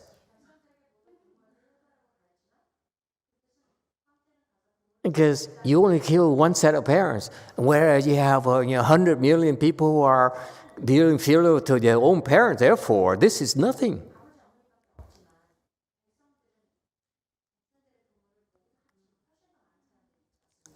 And you ask commoners to change from good to evil, evil to good, and that's you as well.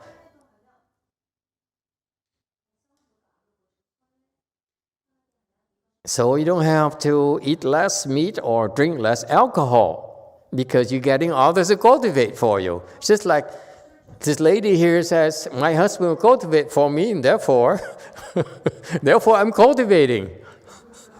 Duh. Sounds good? Buddhism is wonderful. As long as you order a commoners to him doing evil and doing good, then this is your own cultivation. And he's so happy, he said, this is such, Buddhism is so wonderful, I will build temples for you. And you know why? I never heard such great things. Because the other monks could not explain it to me because they're confused about conditions. And the confusions, and they are confused about principles only. They can't advise me in what to do. And what is confused about conditions, I talked about, the cycles, the cause and effect, retribution will fail. Because, hey, I'm exempt. They couldn't even understand I'm exempt. You see that? That's what it means. I read this, what is it talking about? Oh, yeah, him. I'm exempt. I'm exempt from cause and effect. This Buddhism is fantastic. And the Confucians who brainwashed the Chinese very well, Asians very well. You lucky you're not Asian. We all brainwashed by Confucius. There's some good parts about it, but when you get to a high level, it's so darn confusing.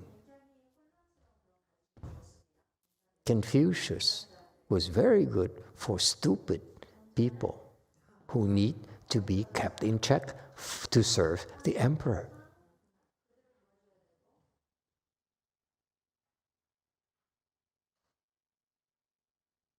You guys are lucky. You know, you're not Asian, trust me. Because the Asians are brainwashed. When I teach my Asian disciples to a high level, now I said, let me tell you, don't quote me your Confucian value systems. It doesn't apply to me, doesn't apply to us. Brainwashing is necessary for confused people. They're not designed to help them open the wisdom. They're only designed to keep them in check. That's all. So it's packaged under, you be humane, you have to be filial, you have to respect the rights, you have to respect authority in order to keep you in check. That's all. You need to blindly follow.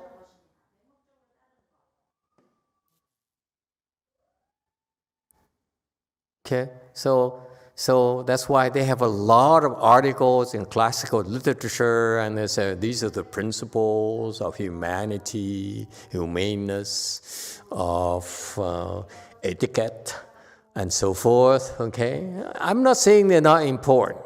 They're important, okay? However, when you need to also be free from those constraints in order for your wisdom, your true wisdom to unfold.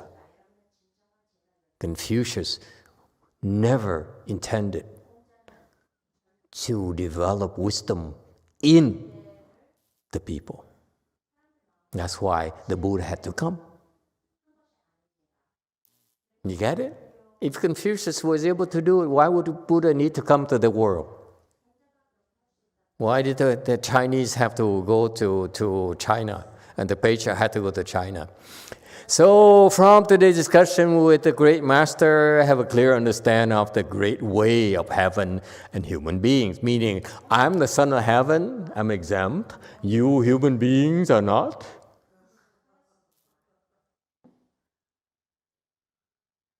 It's disgusting. I read this, I feel like barfing. What kind of Buddhism is this? You cannot teach confused people this way. There's no foundation for this guy, for his brand of Buddhism. His temple, see? As a result, he built Qi Huan Temple. You give me that temple, I would take it, but then I would sell it right away. Because it's corrupt. I don't want it to be known as a Buddhist temple. I would take it because it costs money, okay? Sell it so, to a non-Buddhist person so that it ceases to be a Buddhist temple. We have our standards. And this is the problem with the young monks who says, I'm going to build temples, I'm going to save a lot of people, I'm going to teach people about Pure Land Buddhism, and confuse the heck out of them.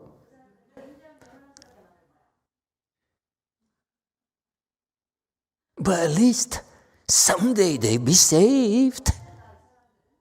Buddha said so. You recite my name, you'll be guaranteed rebirth to the Pure Land. It might take a little bit longer, but at least you get reborn to the Pure Land. Isn't it better? That's why I call corrupt Pure Land Buddhism. It's not for everyone. Yes, it's good to have to go to these corrupt temples and so forth because that's all you got. It's okay too. But not for us. No thanks. And the sixth patriarch, and all the great patriarchs says, no thanks. Yeah, let, what's his name? Sheng Xiu go to the emperor, okay, and get the royal patronage and build a lot of temples and make Buddhism such widespread throughout China. Wonderful. Sixth patriarch says, not for me. I will teach my followers, my handful of followers. That's good enough. Okay? Buddhism is big enough so that it has Sheng Xiu to serve such people, the Lao Bai Xing. And then the sixth patriarch says, I'm going to teach only, a superset of people. That's it. So that Buddhism had different levels. I'm not saying he shouldn't do it. Okay? This Gung Te Kai is okay. If he builds temple and he talks to the emperor like that, it's okay too. There's nothing wrong with it. But not for us. Not for me. That's all I'm saying.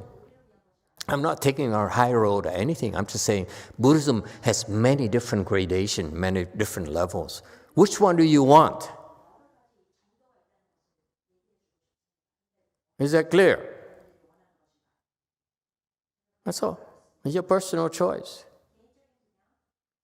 We're not going to stop you from going to, Qi Huan Temple. Go, have fun.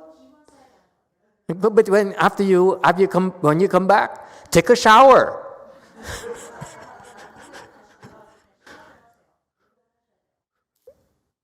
It's fun. It's okay. We embrace it all. You understand? Please don't understand that I'm a high road. I don't care. And this is inferior. No. For us, it's that it's not for us. You know? Buddhism still serves Japan well in a certain way. Okay? It helps. It prepares them. Just like my late father, he went to a lot of teachers, Vietnamese teachers, famous ones, and Tibetan teachers, and all those things. Eventually, he ended up on Master Hsuan Hua, and that's how I look at that and say, oh, they're being prepared to go. It's okay. That's Buddhism too.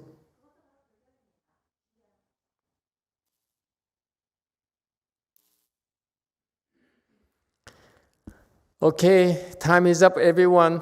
Thank you.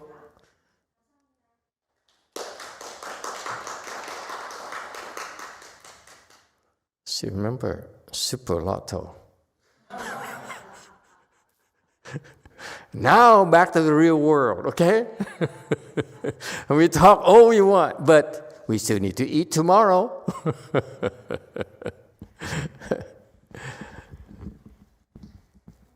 You know, I can't express how grateful I am to Master Hsuan Hua. His teaching is so profound and provide a guiding light for myself personally. You know, that is priceless. That's why we're doing this.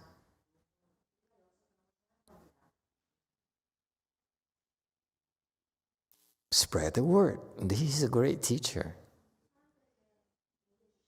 His disciples may not understand it, may not appreciate it as much as they're supposed to.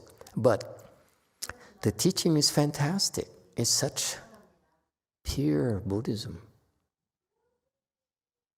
untainted. Okay? Thank you.